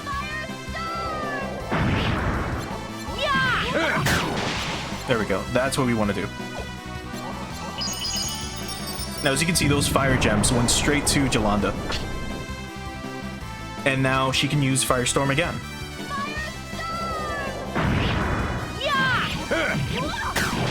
There we go. That's how you want to do it. Now, doing a PWS will make it so that, you know, the turn usage... They were rather annoying.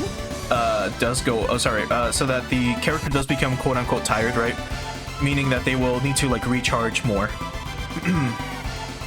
By that I mean, like, the little bars on the CT counter will continue on to, like, the next fight, as we saw with Jolanda, because we use the, her Firestorm, like, you know, Purify Weird Soul attack. Anyway, war trophies, every single enemy has a unique item that they drop, or a specific item type that they drop. Bosses have unique weapons and armors that they will drop, sometimes. And that's why you want to, like, combo them like crazy, to ensure that you get whatever treasure chest from them. In this case, we got leather armor, which is whatever, but it's something. If we go to the menu, and we go to the equipment screen, and if we look at, say, Armgrim, he's got a cuirass, and if we look at the leather armor, that's much better than the cuirass that he's got. So we can go ahead and equip that. If we look at, say, hold on. It was... I believe we have to go here. Yeah, like this, in this menu. We can also give it to Valkyrie. And here we can actually look at their equipment. So, this is the Antler Sword, right? A Salad, a Cuirass, Gauntlets, Greaves, and the Nibelung Ring. We'll be looking at that later. For now, let's just focus on Freya, because she's leaving after this, dungeon. So she's got the Aether Freeze, a weapon created by the goddess Freya from some invisible material. It appears to enhance magic power, but its true shape is unknown. And then here we get to look at something, which is the attack type, the attack trust, the hit trust, and then the attack pattern. So I'm gonna describe it as 1, 2, and 3. What you want ideally is a weapon that's got a circle for 1, 2, and 3. In this case, for Freya, she only has a 2, meaning that she can only do 1 attack, and the attack that she will do will be attack 2. Each character has 3 different attacks that they can do with a weapon, whether it is just 1, or whether it's 1 and 2, or whether it's 1, 2, and 3, right? It all depends. And it's pretty interesting. We'll get more into that when we get better weapons, but at the start of the game, you mainly get 1, usually. And the other thing to note is that some attacks are worse than others. For example, Arngrim's attack 1, if I recall, is really bad, but 2 and 3 are pretty good. Unless it was, let me check. Yeah, so his attack 1, if I recall, is the worst of them all, compared to, 2 and 3. But that's why you want to have a weapon with multiple attacks. Anyway, the Empress Garland. A tiara given to the goddess Freya by Volten, the Allfather. It signifies her status as a goddess of the 2nd rank. And here we can see its reduced damage effect, and the defense trust. And then the Eternal Shine, which is her armor. A garment which shines with an otherworldly light. And then the effects. Then Orihauken boots. Boots created by the goddess Freya for her own use. They are made with Orihauken, a mysterious alloy which gives them the ability to float. And those are the stats. And then we've got Visengul, necklace which brings disaster upon its wearer. However, the goddess Freya imbued it with her own power to supplement its negative energy. And then no parameters. One thing you can do as well is you can unequip her. You can remove everything here from like her equipment slots and just have them if you want, but they don't do anything. And if you remove a character's weapon, they can't attack during combat. So they become useless, basically. Or you can also just equip whatever's best in your inventory to that character. But like I said, we'll focus more on that later on. We also get a slide that I just remembered about. But here we have this. We won't be able to get up there by jumping. Let's build some crystals into the wall and use them for footholds. So we can shoot out crystals.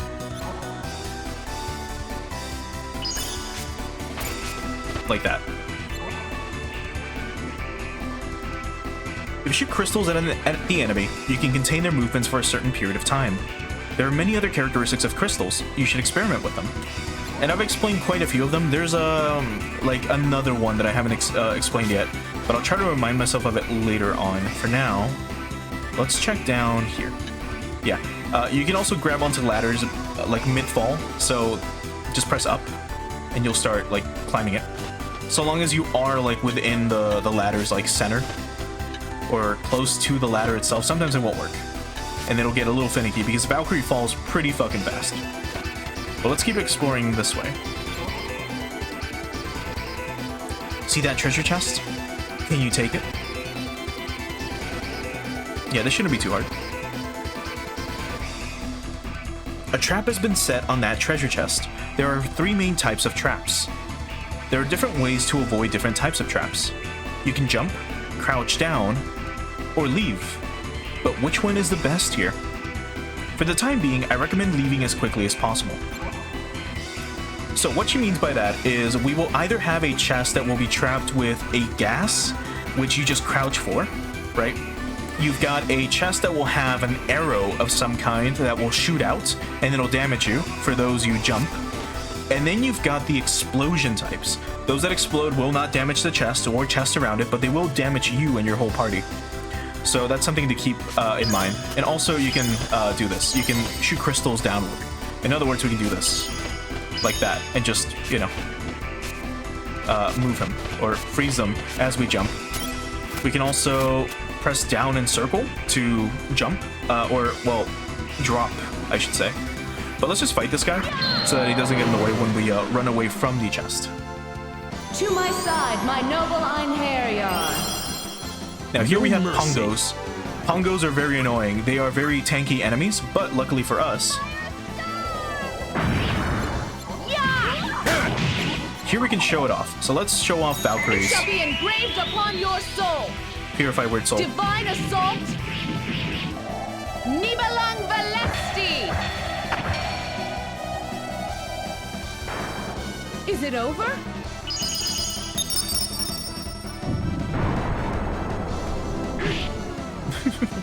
And he just slaps Arngrim.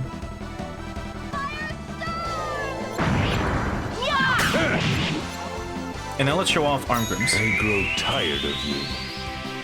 Finishing strike. Final blast. God, those get so fucking cool. No problem. And you can keep going, but you won't get anything for the most part, except for... Well done, everyone!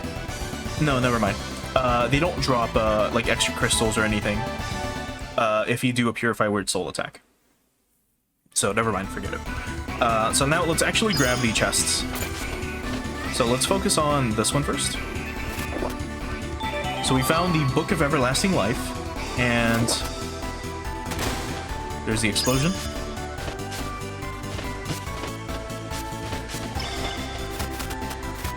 And the vegetable seed.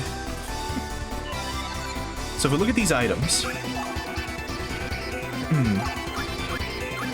so here's the Book of Everlasting Life, a vulgar book written by a small, foolish man. It has no value, and it does nothing. And then the vegetable seed is some type of plant seed with no parameters either. But I believe, yeah, we can transmute the vegetable seed. So this is a very unique mechanic to the Valkyrie Profile franchise, where you can spend a specific number of MP. In this case, it would be 5 MP, and we've got 2,000 to turn one item into something else, right? And eventually, we're going to be doing quite a lot of transmuting into some very unique and powerful items. So for now, we can turn vegetable seeds into elixirs, so we can make one of them, and that's it.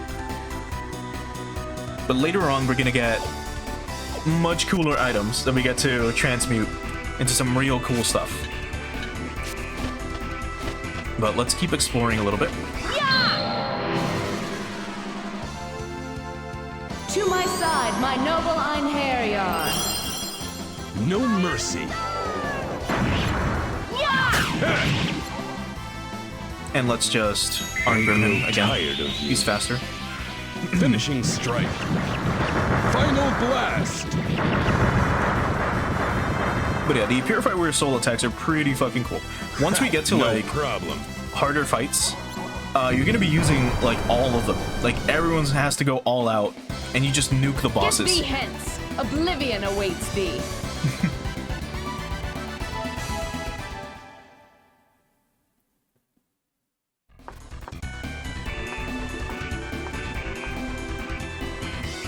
Let's see.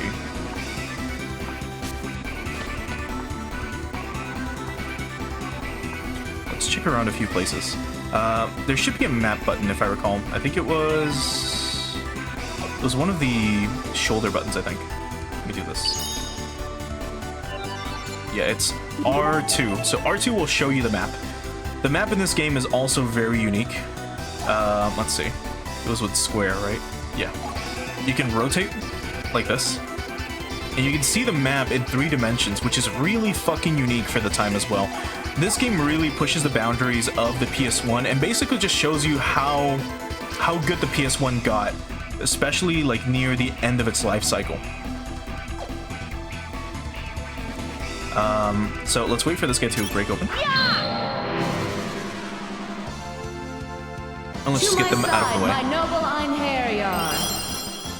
No mercy. So these guys are super weak. Like, lesser vampires are no problem. They were no match for us.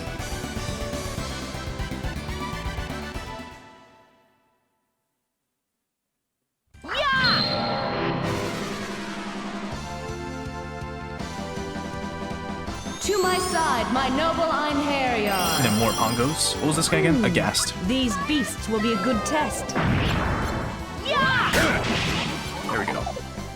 He fainted, so we don't have to worry too much about that. Fainting is just when they get stunned, right? Meaning that we get a free turn, and we don't have to worry about them.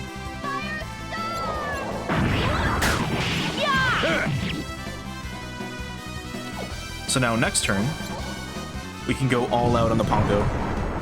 Otherwise, when they are stunned like that, we don't have to worry about them possibly guarding. Because enemies will guard against you.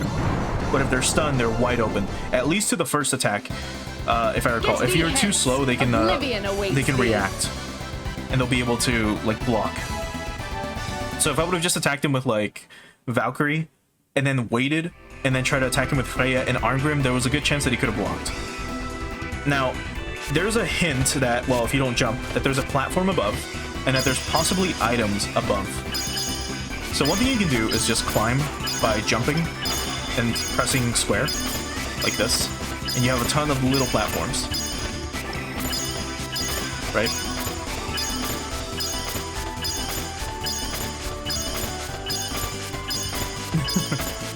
And this is your hint that, hey, there's cool stuff in this game. So these treasure chests, these specifically, can break if you... Sorry, they can break if you throw them. For now, we can just open it. We found a nightshade. Here's a quartz gem. Here's a savory. And in this chest, it's gonna be trapped. We found an angel curio. So if we crouch and press X, or just X, sorry, while standing, we can throw this, and the chest will break. But these, the green ones, well, actually, yeah, they will break too. Okay, never mind.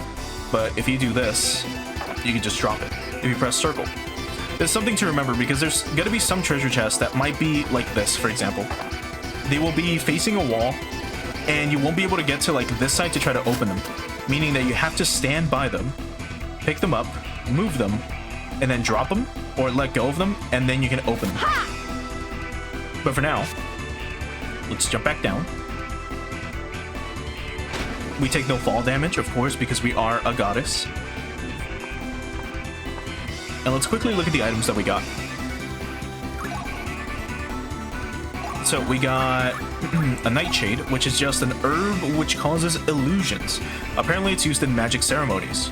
We got a quartz gem, which increases our CP by 20. We've got a savory, which is an herb that gives off a refreshing smell, has the power to purify a user's body, and an angel curio, a small angel statue which automatically heals the holder of unconscious status. Chance of breaking is 30%. I don't recall if unconscious means death. I believe it means when you faint. There are weapons that can break in this game, and there are items that can break in this game, and you don't want to use those items, if possible. Now, we can't transmute this at the moment, but we can transmute the quartz gem into a malice search, and the nightshade into a combo potion. So it's a potion which increases the special attack gauge by 5. Effects last for 2 turns. So let's go ahead and make one. And let's go ahead and turn the quartz gem into a malice search. But first, we can make a banish with a savory. It cures abnormal conditions, so poison, faint, freeze, and paralyze. It is the weakest potion of its kind and doesn't cure stoned or cursed. And that's right, this game has curses, and you can get stoned, as in you'll turn into a literal piece of stone and those enemies are the most annoying. But for now, let's make a malice search. So it's a ring which warns the wearer of danger. When equipped, enemies with wicked intents will flash red. Only Valkyrie can equip it. Now, it's a little redundant to make it, but if we go to position 1, we can equip the malice search, and this will show you enemies that have ill intent. In other words, all of them. So it's kind of pointless. To my side, my noble Einherjar. But then we've got a bunch of pongos. These beasts will be a good test. There we go, we got an item. I grow tired of you. Finishing strike. Final blast. Also, these can't be skipped, by the way.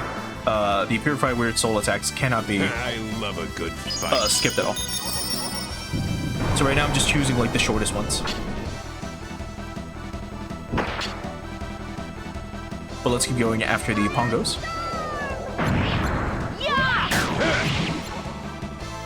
And once again, let's do It shall Valkyries. be engraved upon your soul. Divine assault. Nibelang Valesti. Is it over? Maybe we'll show off Freya's attack next, actually. Hers is also pretty cool. Let's see if we have Jolanda. We do not. So we can't at the moment. Alright, but he fainted. So let's just actually kill him. Now, one thing you've probably noticed me doing is I'm attacking in a specific rhythm, but this is just muscle memory in my case. But I normally, if you're doing this dungeon with Freya, you want to, for example, attack with Jolanda, then Freya, then attack with Valkyrie, Armgrim, and then all 3 attacks will land, but you know, they won't land right away. They will land in a way which will count as a combo, basically. Well, they were rather annoying. Because one thing you can do is you can attack with everyone at once, but that's not gonna work. Meaning that you will not get magic gems, you will not get fire crystals as often, and it won't be that great. You want to try to play to a rhythm. So, for example, attack with Jolanda, wait a little bit, attack with Freya, then go in with Valkyrie, then Armgrim, and then all the attacks will connect at different intervals, and they will chain together, which is what you want. To my side, my noble Einherjar. These beasts will be a good test. Like this. There we go. So we hit them with all of them, but we didn't do, you know, like all attacks at once. So I'll show that off in a bit. So if we do this, and then if I attack with all of them, like this, it's not as good, but it's still doable. Eventually, when you have other characters that don't have delays, like say someone else that isn't Freya, Well, they were rather annoying. we will, like, you can just go at the enemy and attack them all at once with the same characters, but it's not going to be as great as you waiting and actually doing a combo. But we did get a longsword, so that's a new item. If we look at the equipment, or if we look at our items first. So here's the longsword. It's a long steel sword, 5% chance of breaking, made by a simple blacksmith. It's not a weapon to rely on in a difficult fight. It has 1 attack, and it does 98 damage. It is okay. But again, it's a weapon that can break, and you never want to use these. There's one exception to this item type, and I will cover that when we get to it. But there's only one item type that you would want to use in a situation in which, well, there's a chance of breaking. Actually, I don't remember what was here. Right, there's spikes. And here we have a moving platform, which I'm sure you saw. So let's wait a little bit. And then it should be coming back now. There it is. So let's fight this guy. To my side, my noble Einherjar. Uh-oh, we may be in trouble. Okay. Quick item, and then more fire gems. That's what we want.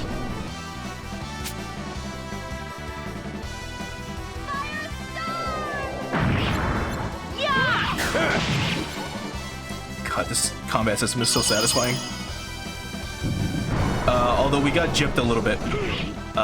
You saw all those fire gems went to Yolanda, but her CT counter still shows 1. That's because if the camera is a little too far off to the left, you will not get fire gems. As in, they'll fly to your character. It'll try to prioritize your mages or whoever has the highest CT count. That was too easy. What's next? But unfortunately, since Yolanda was a little too far off screen, the game didn't actually give her any, which is lame as hell. It can happen, but it doesn't happen as often as it probably could. But now let's get on this boat. And then if you can see, there's a little platform up here, meaning that if we do this, we can get a treasure chest, but I fucked up by falling off. We also leveled up, so we might as well look at this real quick. If I recall, it's with skills. Yeah, so there's skills that your characters can learn. For example, a lot of these are not too useful because there is a level limit. By that I mean, I can't remember what the actual level limit itself is. I think it is 99, but you will not reach that in the main playthrough. So you want to carefully improve certain stats. For example, there's tactics, hear noise, find traps, survival, identify, leadership, fight, trick, march, formation, monster intelligence, undead intelligence, demon intelligence, and counter. Now, some of these skills are useless in the game. By that I mean they serve no purpose in combat, such as this, or this, or this. But stuff like formation gives you intelligence, march gives you intelligence, trick gives you intelligence, fight gives you strength, intelligence, agility, and dexterity. Survival gives you more HP. Find traps does nothing. Hear noise gives you agility. Tactics gives you intelligence. What you want to try to get ASAP is counter, and then first aid, as much as you can. So 15% chance of restoring DME when injury occurs. Amounts restores depends on skill level, cannot cure self. Essentially, your party members can cure each other, which is great. So let's set up first aid, and that should be it. Counter should be learned innately. So let's move on to Armgrim. Let's also give him counter. And that's it. It's been maxed out. And then first aid as much as we can. Let's set that up. And then Yolanda can learn. She cannot learn counter, if I recall. Yeah, she can't. She gets a counter, but it's a different. It'll be in one of these skill slots. We'll talk about that later. Now, Yolanda, we do want to improve stuff like tactics, for example, because she is a mage. She does rely on intelligence. But for now, let's just give her as much first aid as we can. In this case, level 5. Let's set it up. And then that's good. We're good to go. Yeah, that should be it. Now let's try getting that item again. First aid is a very useful skill, if I'm honest. And it'll help out quite a lot, as the game goes on. Now we found an element scepter. That's a very unique item too. It's a new wand, but if we look at it, if we go to equipment and we change it for Yolanda, it's a wand imbued with the power of the elements. It has a 50% chance of breaking, allows the wielder to perform great magic, but it cannot long endure the power it wields. So, great magic is essentially like the real limit break for mages, right? Most scepters that we get that have the ability to perform great magic will break. There's very few that will not, and we won't be getting any of those until late game. So if you do encounter a boss that's very difficult, you might want to equip an element scepter and hope for the best, because there's a chance that the item will break while you cast the attack, and if it breaks while you cast the spell will still go off, but you will not be able to attack or follow up with it. You will not be able to use a great magic attack because the weapon's broken and your character cannot attack anymore, meaning that you'll have to waste a turn trying to re-equip the ruby mace, for example. Which is not good. Let me double check. I think we skipped out on a room. I went to there. Yeah, we skipped out on that little section in the background. Where's the zoom in button? This one. That little room right there, we skipped out on it. We should go back to it though. But man, like the backgrounds are so fucking good. Just look at this. Most of it is pre-rendered, but it's done so well that you can't really tell that they're like 3D models for the most part. They look like they belong in the game, which is great. To my side, my noble Einherjar. Ah, it's been so long since I fought in Midgard. Alright, skip. And there we go, that's a counter.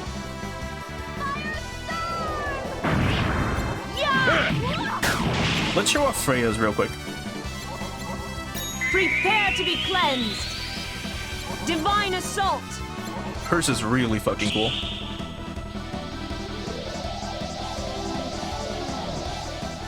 Ether strike.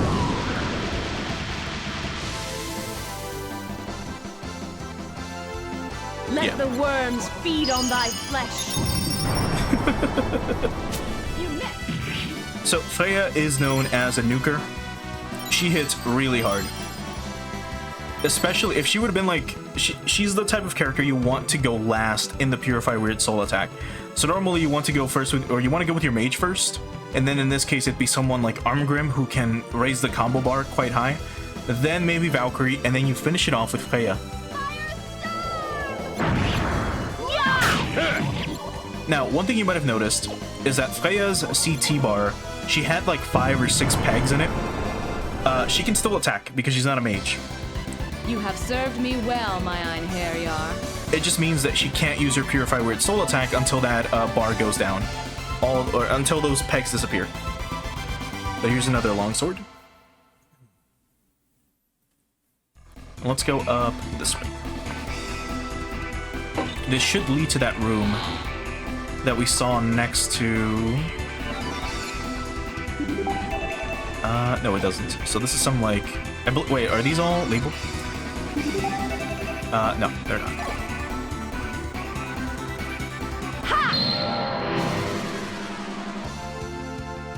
To my side, my noble Einherjar. Such impudence! You face certain death! That was a very bad combo, and we still got him, which is crazy. Alright, and then Freya can just do a fuck ton of damage to this guy.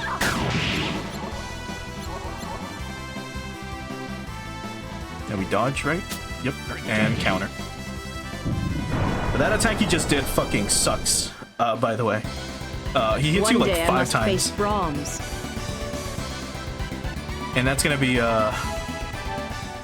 quite something, especially when we get to like the later vampires in the game.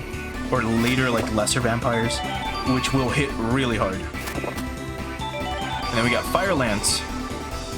So, this is the book of spells. Book of Spells. Yes, it's a book written about research done on certain magic spells. You can learn new spells by reading this book.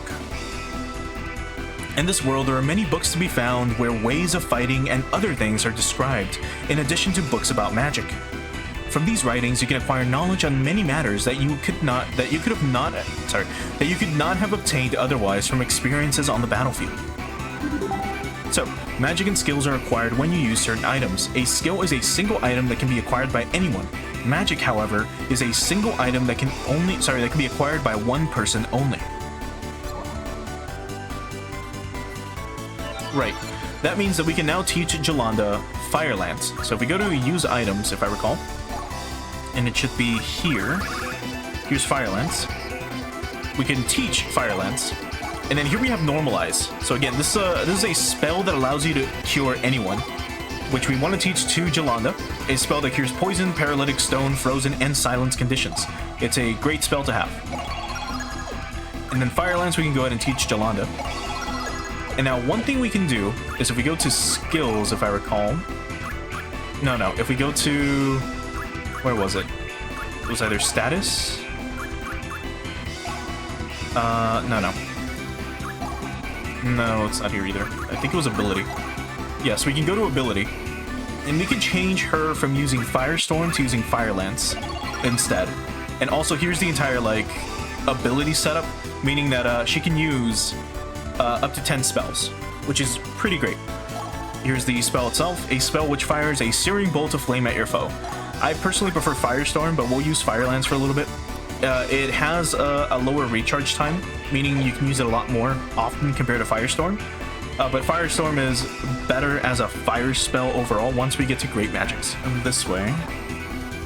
Back to the boats. Oh, never mind. I guess enemies do respawn. Here we go. This is the place I need to go to. That I missed. Okay. I think we can topple this pillar, Lennon. Go ahead and try. So your hint is that little bit of stone kind of crumbling from the pillar.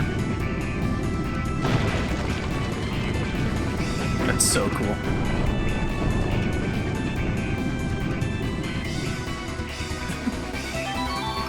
And we got event experience. So you can also gain experience points from special actions that do not occur in the course of battle. These experience points can be saved up in the experience orb and can be freely given out to any of the heroes. So if you've ever played D&D, you know whenever you do something unique, maybe, your game master might award you points for thinking outside the box, right, at the end of, like, the encounter. That's kind of what this is. There are certain events that you can trigger in dungeons that will give you experience, and they will be stored in the experience orb, which is great, because that means that we can go ahead and essentially give a party member experience to catch them up after some time. For example, if we do get someone at level 1, we can catch them up to our party's level by giving them experience from the experience orb, which is an incredible mechanic. It is such a good mechanic. But I don't believe there's anything else up here. But this is just like a little tutorial, right, on how to slash pillars. To my side, my noble Einherjar. For now, let's just kill some pongos. These beasts will be a good test. It shall be engraved upon your soul. Divine assault. Nibelang Valesti. You have no hope of survival. So let's go ahead and skip these. Unfortunately, Jolanda did not get any crystals or fire gems. But as you can see, her CT counter is now 2.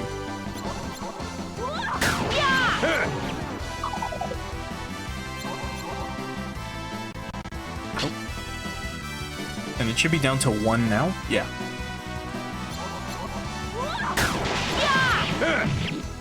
We overattacked him. I did not mean to attack that dude directly, but... Pathetic.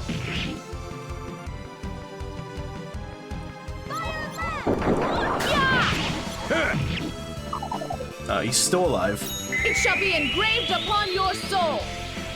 Divine assault. Nibelang Valesti. Such is your fate.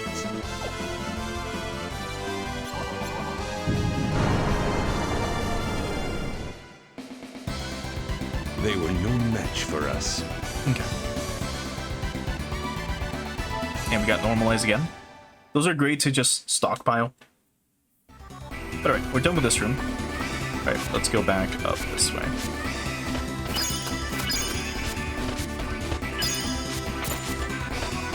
There we go.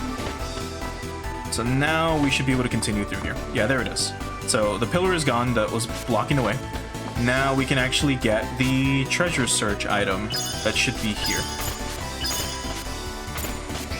And this one can be a little tough to get.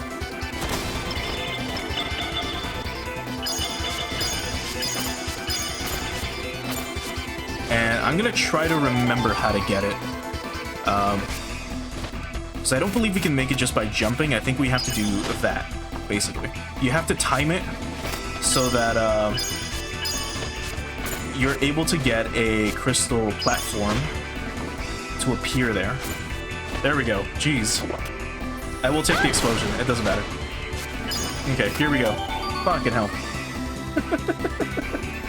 That took a bit. But there's the treasure search item. That's probably one of the most important items you can get. So what this will do is we can have it here in position 2, and it's a ring which warns the wearer of a presence of treasure. When equipped, a blue mark will appear. Only Valkyrie can equip it. So basically, we'll have a little like blue orb around Valkyrie, and that will just tell you, hey, there's something nearby. Now, I believe that's it. Yeah. Let's go this way. You can barely see the stairs, too, which is crazy. Now, here, I believe you're taught about sliding.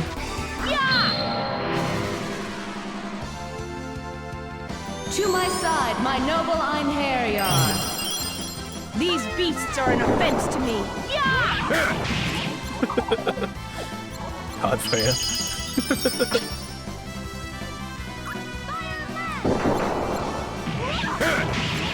There we go.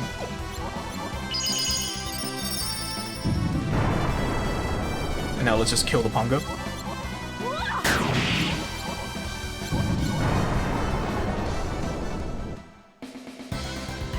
Well done, everyone! Okay. So we're almost at the boss.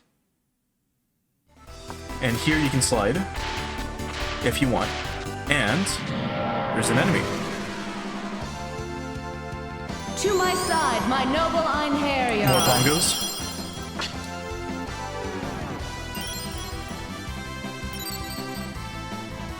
I believe these are in the back. Yeah.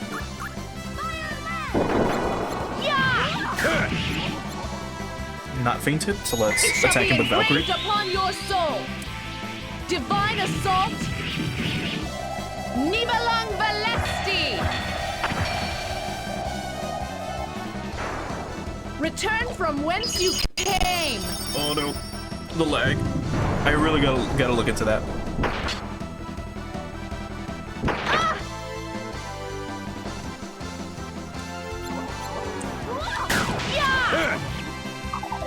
Alright, fainted. That's good. How are we doing with everyone though? Or actually, I guess it doesn't matter now. I was gonna cast heal, but it looks like they just healed Valkyrie. And Jolanda still can't attack. Fainted? Yep. Alright, so this should do it with this Pongo. Or to this Pongo. Yeah, he's dead. Or not yet. Okay, never mind. Never mind. That was a horrible, like, combo.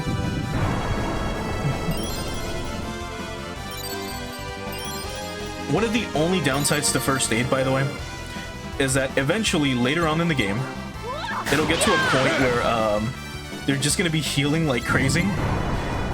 If I recall, you don't want to max it because of that. I believe you want to get it to the penultimate level, but I don't remember what that was. So I'll look into that later. Either way. So there is a back area here, which means that there should be something, yeah. Like a way to continue. That's this way. If we look at here. Yeah, that's a way to go. So there's an enemy over there, and then there's like more enemies up there. So let's check out that way. So that's an alternate path if you want to take it, right? But we want to show off everything. So let's go this way. So you can take this route instead. And here's these enemies, right? And then there's a path up here. And this leads to the boss. So we're gonna hold off on that. Let's go this way.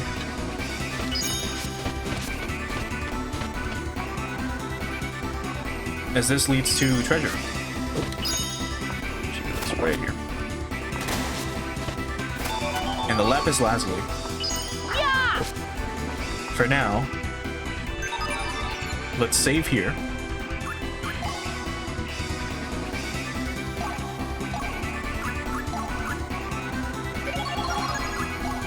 So we've already been playing for 2 hours, which is crazy. Like I said, this game will fly by.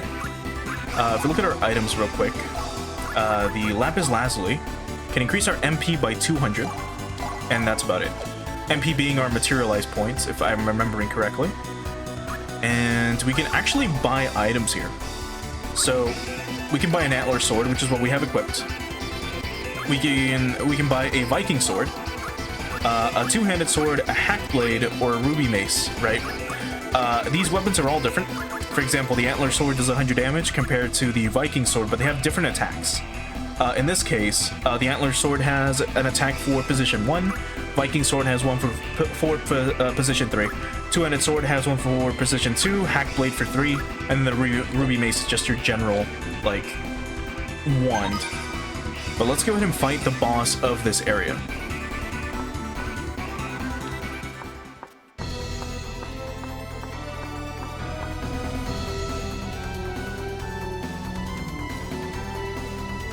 Here they come.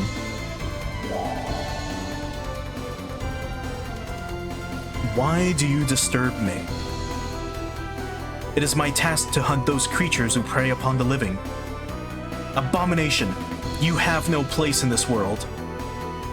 Hunt, you say? You amuse me. Very well then. Let us see if you have the strength to match your boastful words. I will not participate in the battle, Lenneth. Let me witness your power. Use this sword. It will allow you to do a triple combo attack. And then we're borrowing the Rete Palache instead. So this is a weapon that has 3 attack slots. Come So to 1, me, 2, and 3. Dark Warriors, battle awaits us.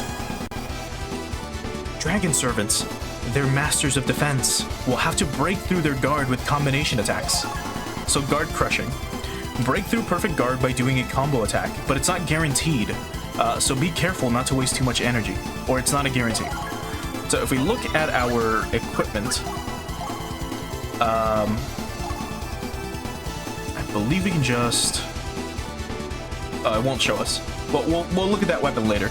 But we get 3 attacks now. So if we do this, there's a guard crush. So now he's fainted.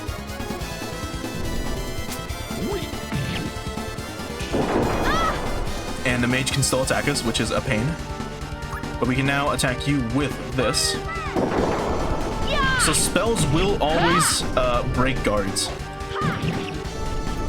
And unfortunately, well, that. As you can see, we didn't do a full combo attack, which is not good. But we're also close to death. So let's actually use an item. Let's have you use an elixir on Valkyrie. If Valkyrie dies, by the way, the game's over.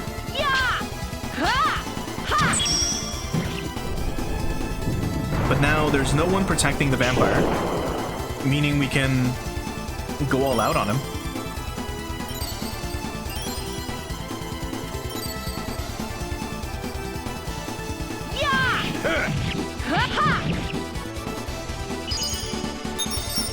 Okay, we heard the little crystal sound, meaning that Jelana got her CT back. So now let's purify the fuck out of this guy.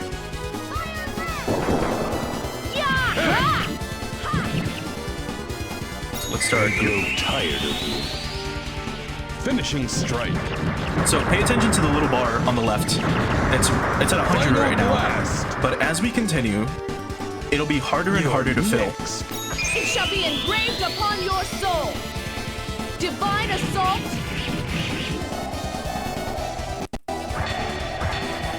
So that barely filled it.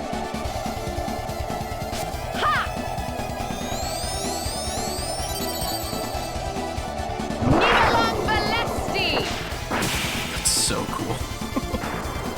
Such is your fate. This is divine punishment! This is divine punishment!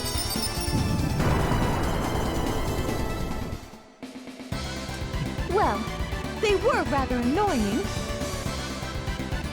And there we go. We got a fuck ton of experience.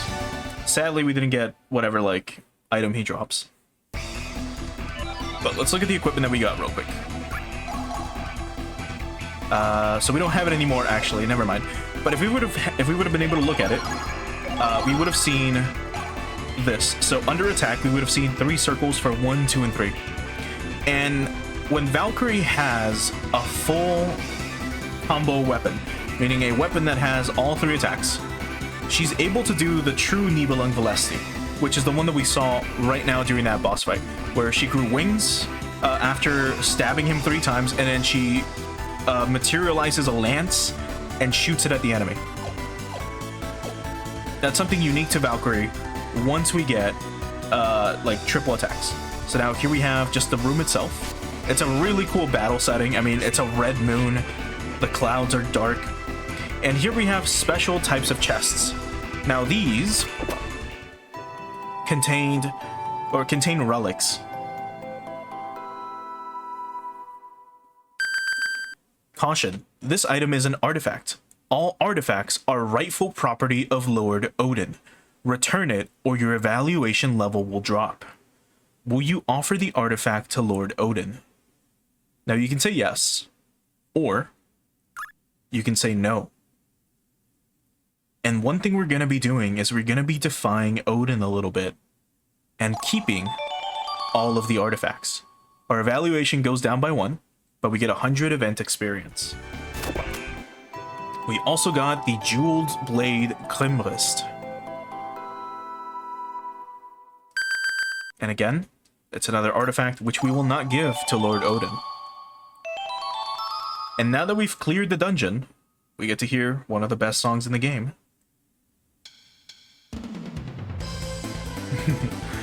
Now, these chests, I believe, can be picked up and thrown with no problem. Yeah, these are like special chests. And you have to kind of learn about this mechanic, like the stacking mechanic.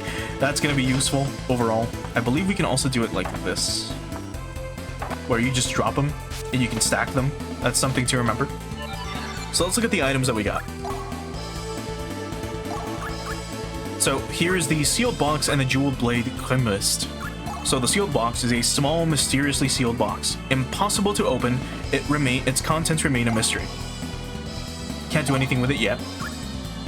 And then the Jeweled Blade Krimrist, as its name implies, it is a gaudily fashioned bejeweled sword whose ferocity belies its beauty. So it's a lightning elemental weapon, and as you can see here, it says lightning / death, meaning that if an enemy is weak to lightning, they will be instantly killed, which is insane. The sealed box does nothing. And it's not a great sword, it's a regular sword, but it can be equipped by Armgrim. Armgrim is a heavy swordsman, so he can equip either two-handed swords, which are depicted by that green sword icon, but he can also equip long swords. There are certain items, however, that can only be equipped by Valkyrie, such as this specific blade. So she can equip it.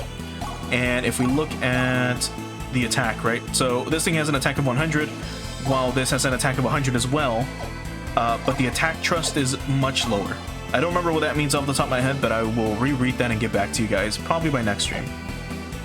But for now, we'll stick with the Antler Sword. There are some enemies, even bosses, you can just one-shot by attacking them with a sword like that. If they're weak to lightning in this case, that will just kill them. It'll insta-kill them, which is really cool. So let's save again. And now the only downside to this game is this. You have to leave the dungeon on your own, as in you gotta go back from whence you came. I don't remember if there was a way to just exit, and I don't believe there was. I think you have to exit unless it's like something that's integral to the plot, like a specific dungeon that's related to the plot. I don't believe it'll warp you out. I believe you specifically have to come back from where you came every single time. It's been a while, so I don't remember, but maybe we'll see. Some other dungeons will have like an easy way to get out though. In this case, it wasn't too bad. It's literally just go left, up, left, and then leave, right?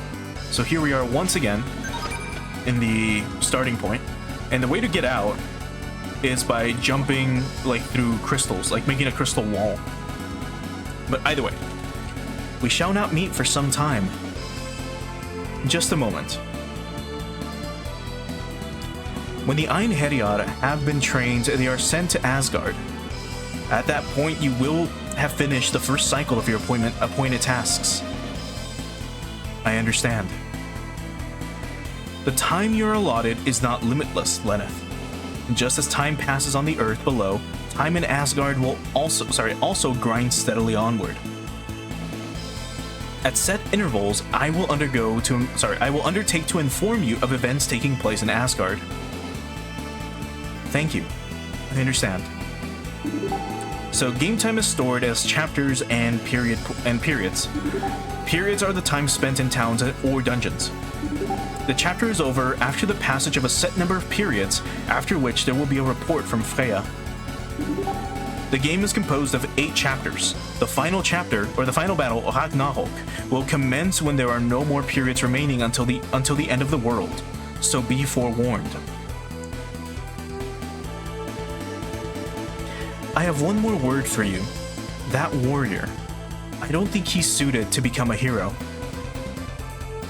You mean Armgrim? Yes.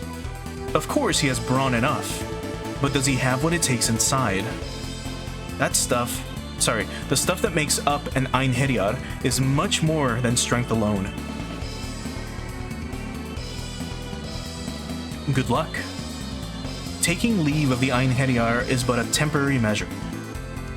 Oh, and Lenneth, if you don't understand the plan for the training of the Einherjar, or the battle, then ask him/her your questions. Well then, we will meet at Ragnarok, or Ragnarok. I'm gonna be going off of like different pronunciations, by the way. I'm just so used to like the German pronunciations for a lot of these words. I'll try to memorize the Icelandic way that these words are supposed to be pronounced. Which is, again, Icelandic is about as close as you can get to Old Norse. But here we have this pixie thing. Or a sprite. I will remain here. Until then, Lenneth, as a token of my esteem, the abilities of the Einherjar of Asgard are not determined by strength alone. An Einherjar's personality has a major impact on the outcome. Physical strength alone is not enough. You must send to Asgard only those warriors who have undergone personal growth. Well, of course, the point is, how much? An Einherjar's activities in Asgard are also dependent on the warrior's armament. It's very different. Even if you make a mistake, don't send someone who is lightly armed. Don't think that just because Asgard is the world of the gods that there won't be any need for armaments. Do you understand me?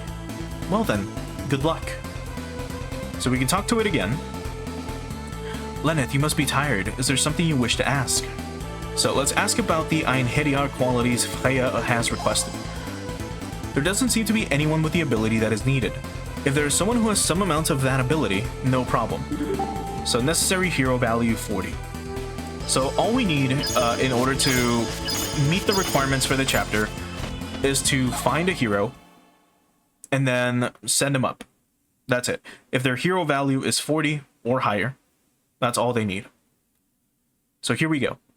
There's 220 periods remaining until the end of the world, and Chapter 1 has 24 periods. So now, as we can see, Freya is gone. Let's go ahead and save real quick. Once again.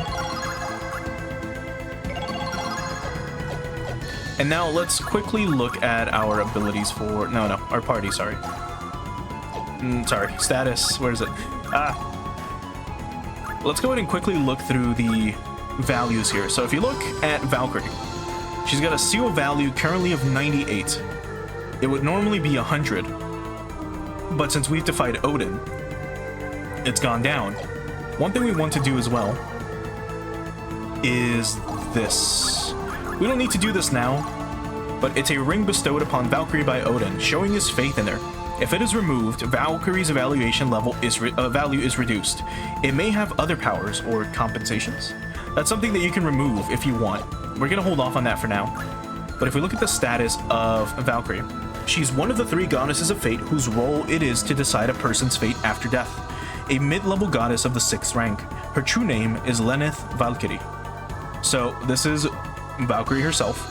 Like it says there's 3 goddesses of faith. fate, meaning that there's 3 Valkyries in this universe. So here's her stats. She is a chooser of the slain. That's her class. She's an Acer.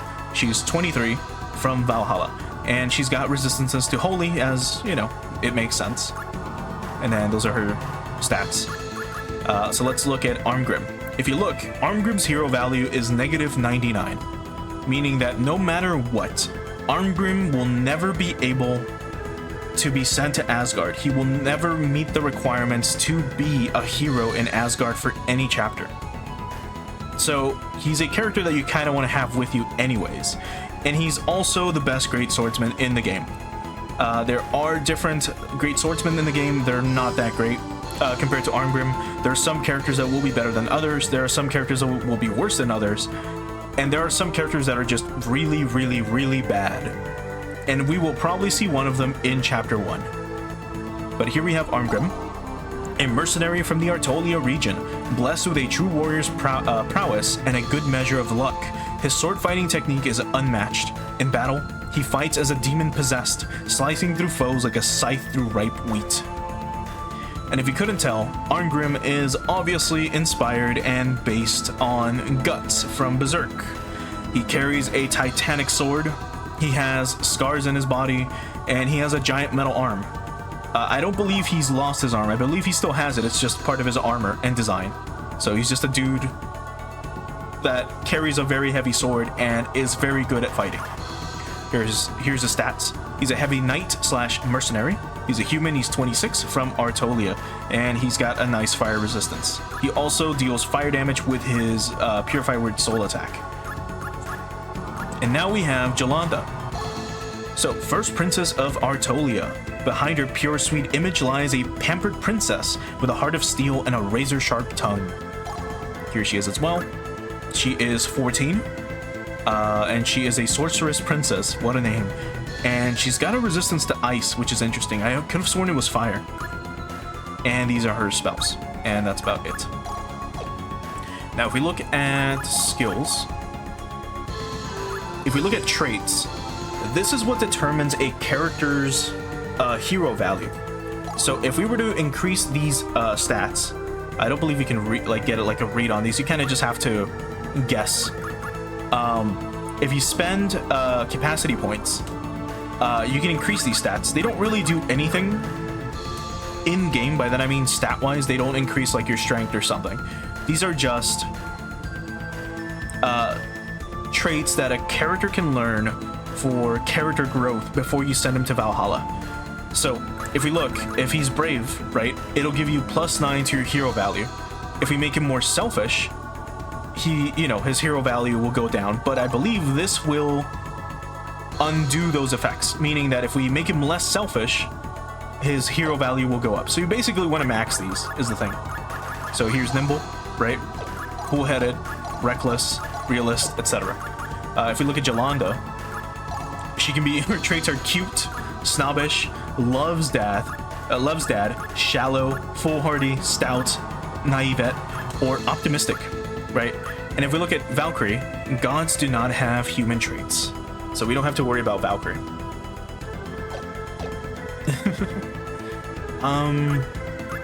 Okay, let's save one more time, and let's show off the worst ending. So maybe we can't do it yet, because I looked it up, and you're supposed to do exactly what I just did, which is just this. Right now we're at like Ragnarok instead, which is not correct.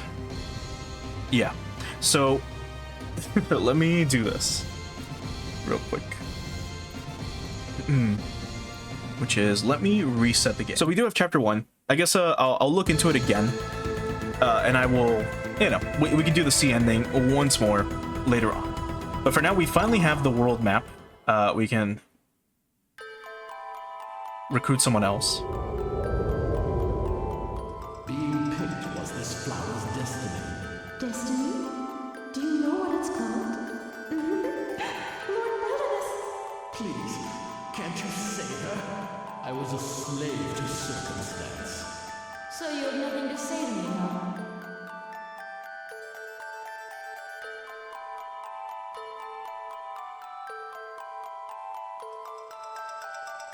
And this is all happening in Lassen. You kind of have to remember where these places are, by the way. Otherwise, you're gonna have to be flying all over the map. Or if you have the like Japanese strategy guide, which has the map. But here's Lassen. If you press select, you're able to view the whole map and all the cities that we have access to at the moment. For example, this is the Camille village, right? We can go this way, and I believe this is Lassen. Yeah. So, this is a merchant town in the Garabellum region with a thriving slave trade. Troops are mustering in the city due to the threat of invasion from Vilnor. So let's go ahead and enter Lassen.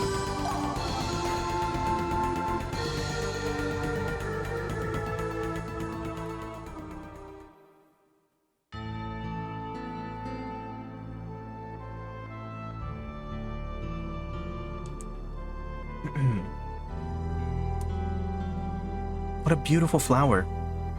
Do you know what it's called? Asuka, do you want that badly not to go?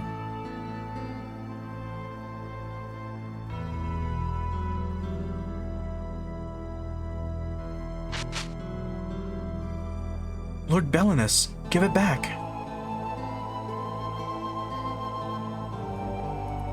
I do not like slave auctions. Don't make me watch. We have to do this, Asuka.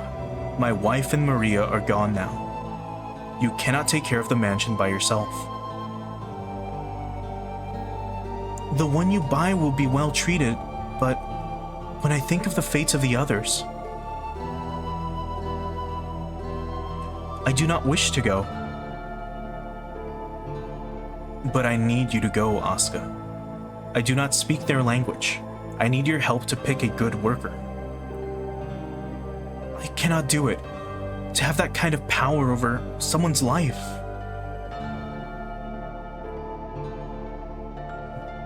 But it is well enough to pick a flower.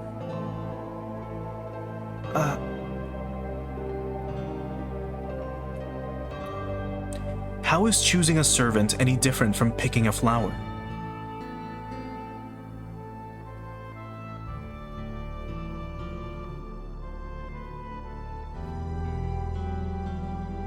Being picked was this flower's destiny.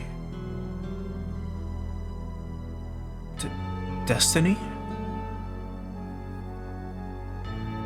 Destiny is the path chosen for us by the gods.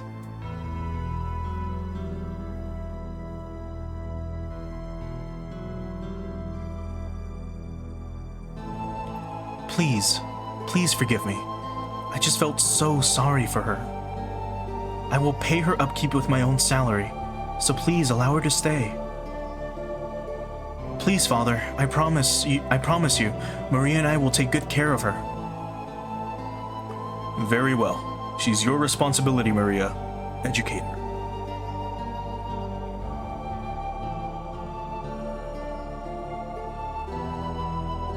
Are you sure that was a good idea, Maria? I'm sorry, young lord. It's okay. Do you know what her name is? Her name is Asuka. Asuka? That's a Yamato name. Yes.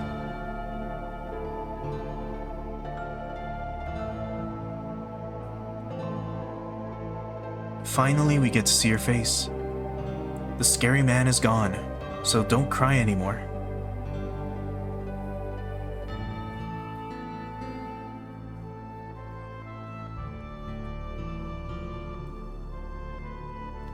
There aren't any today.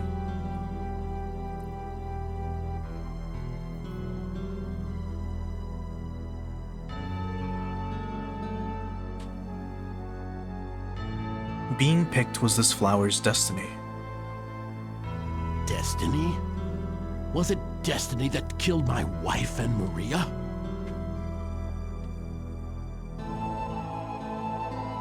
Was it destiny that sent my friends and my father to die in a distant war?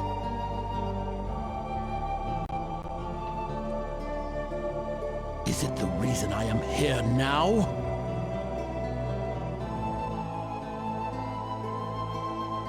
the reason I met Masaka?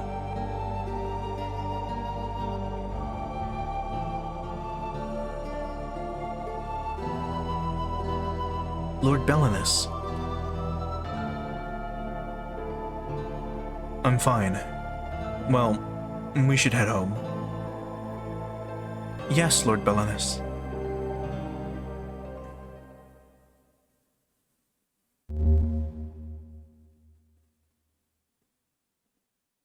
Ooh. A specter? Bro is quick.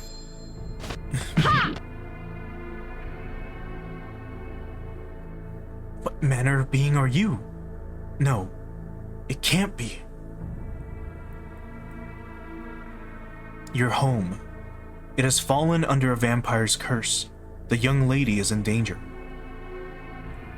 Asuka?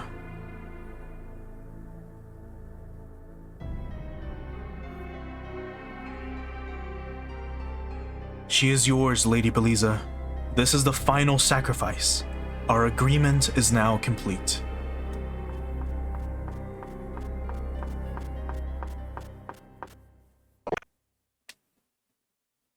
Asuka! Asuka!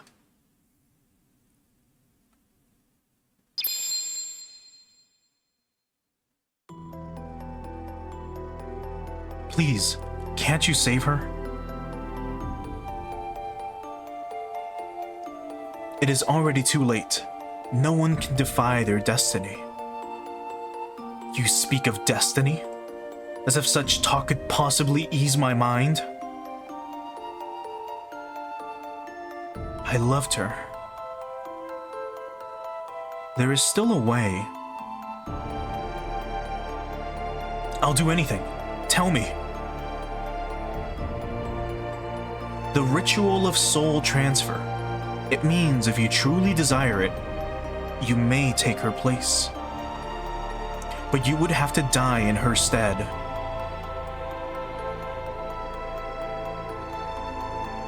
I was a slave to circumstance. There was nothing I could say.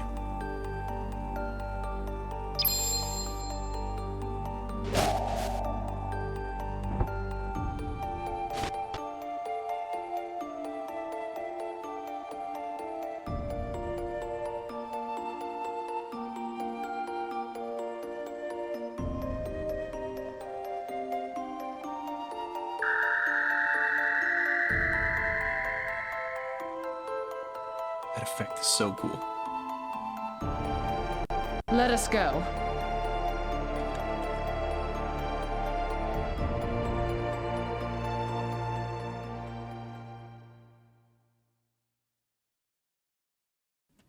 The master's dresser. This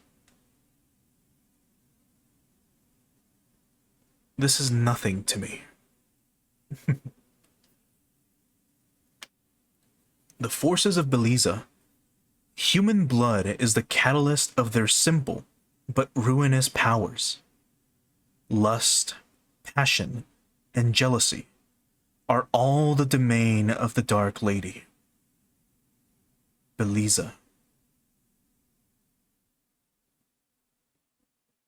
Unless it's Beliza. I don't think we ever hear her name be pronounced.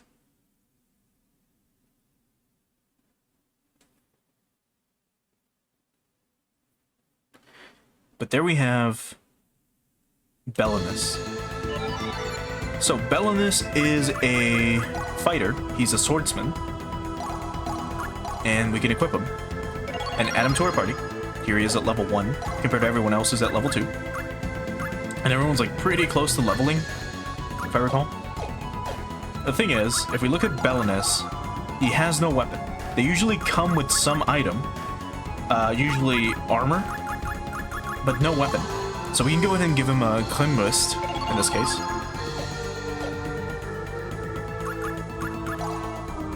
And let's look at Belanus' status. So here he is, he's level 1. She needs about 1,000? Yeah, I'll need 1,000. And Belanus is about to, well, he'll level as well after some time. He's a swordsman slash head guard. He's a human, he's 37, and he's from Garabellum. And that's about it. He's a nobleman holding a high office in Garabellum. With his powers of leadership, he has earned the loyalty of knights and commoners alike. He stands for fairness and justice in a corrupted and decadent kingdom. His role, besides being a swordsman, is he's also a nuker, meaning that his Purify Weird Soul attack, his special attack, is Extreme Void, and it will do a fuck ton of damage if it goes last. Meaning it will not fill the gauge as much compared to, say, Armgrim or Valkyrie. Now, the game gives you a hint of one neat mechanic, which is, if we do this, we go back into Lassen,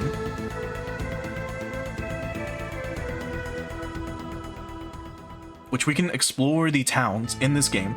Valkyrie will take on a human form, as we can see here.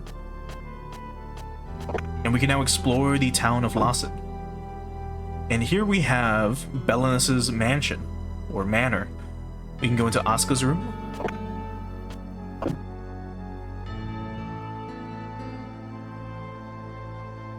Asuka. And we found a pressed flower. So if we look at the items that we have, it should be here. It's pressed flower made by Asuka. It reduces poison damage by 90%, which is pretty neat. I believe we can transmute that eventually, but not now. Let's go to make this. Right, foxgloves, I forgot about this. So, an herb which conveys courage upon its user. If overused, it can be poisonous. So this can be turned into union blooms, so let's make them. And the lapis lazuli can become enemy search. So, we'll hold off on this for now, but we'll probably make this. I need to check a few things before that. And now if we go down this way, and if we go up here,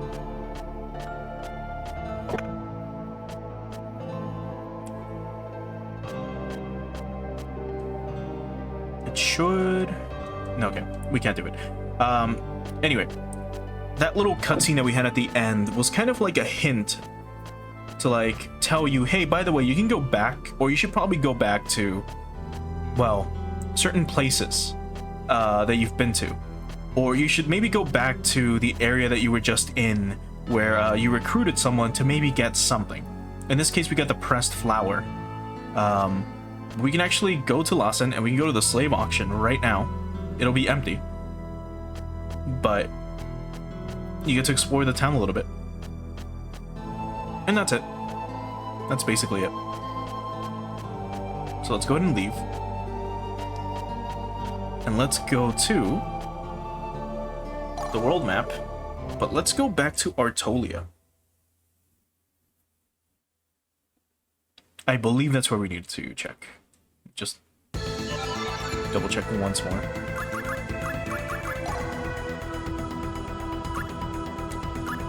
Yes, Artolia. I just need to find it though.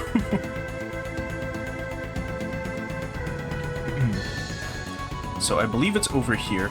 One thing you can do as well. In the world map, you can hold circle to fly.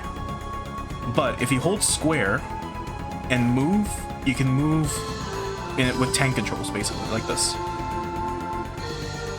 So here's Artolia. So Artolia is a small, weak country in the center of the continent, trapped between their larger neighbors. Artolia's people live in constant fear. It has become a major center for mercenaries.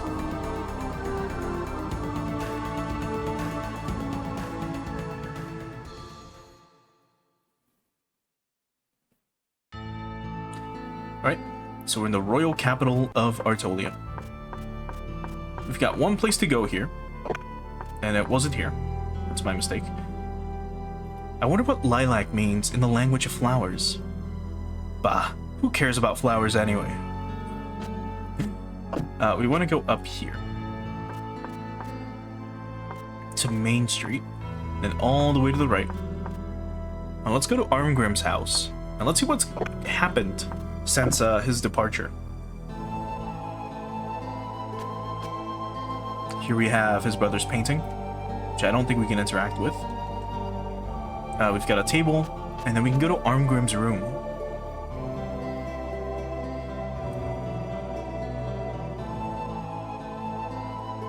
My father gave it to me years ago. You're welcome to use it. And we got the Dragon Slayer. That is an insanely good weapon as well. But I don't believe there's anything else here. There is not. So we can now leave. The Dragon Slayer is one of those insta-kill weapons that I was talking about from before, where if you fight whatever the weapon says, you will insta-kill them. So we'll check the stats of it real quick in the overworld. The only downside to it, of course, is, well, it's a weapon made by humans. Meaning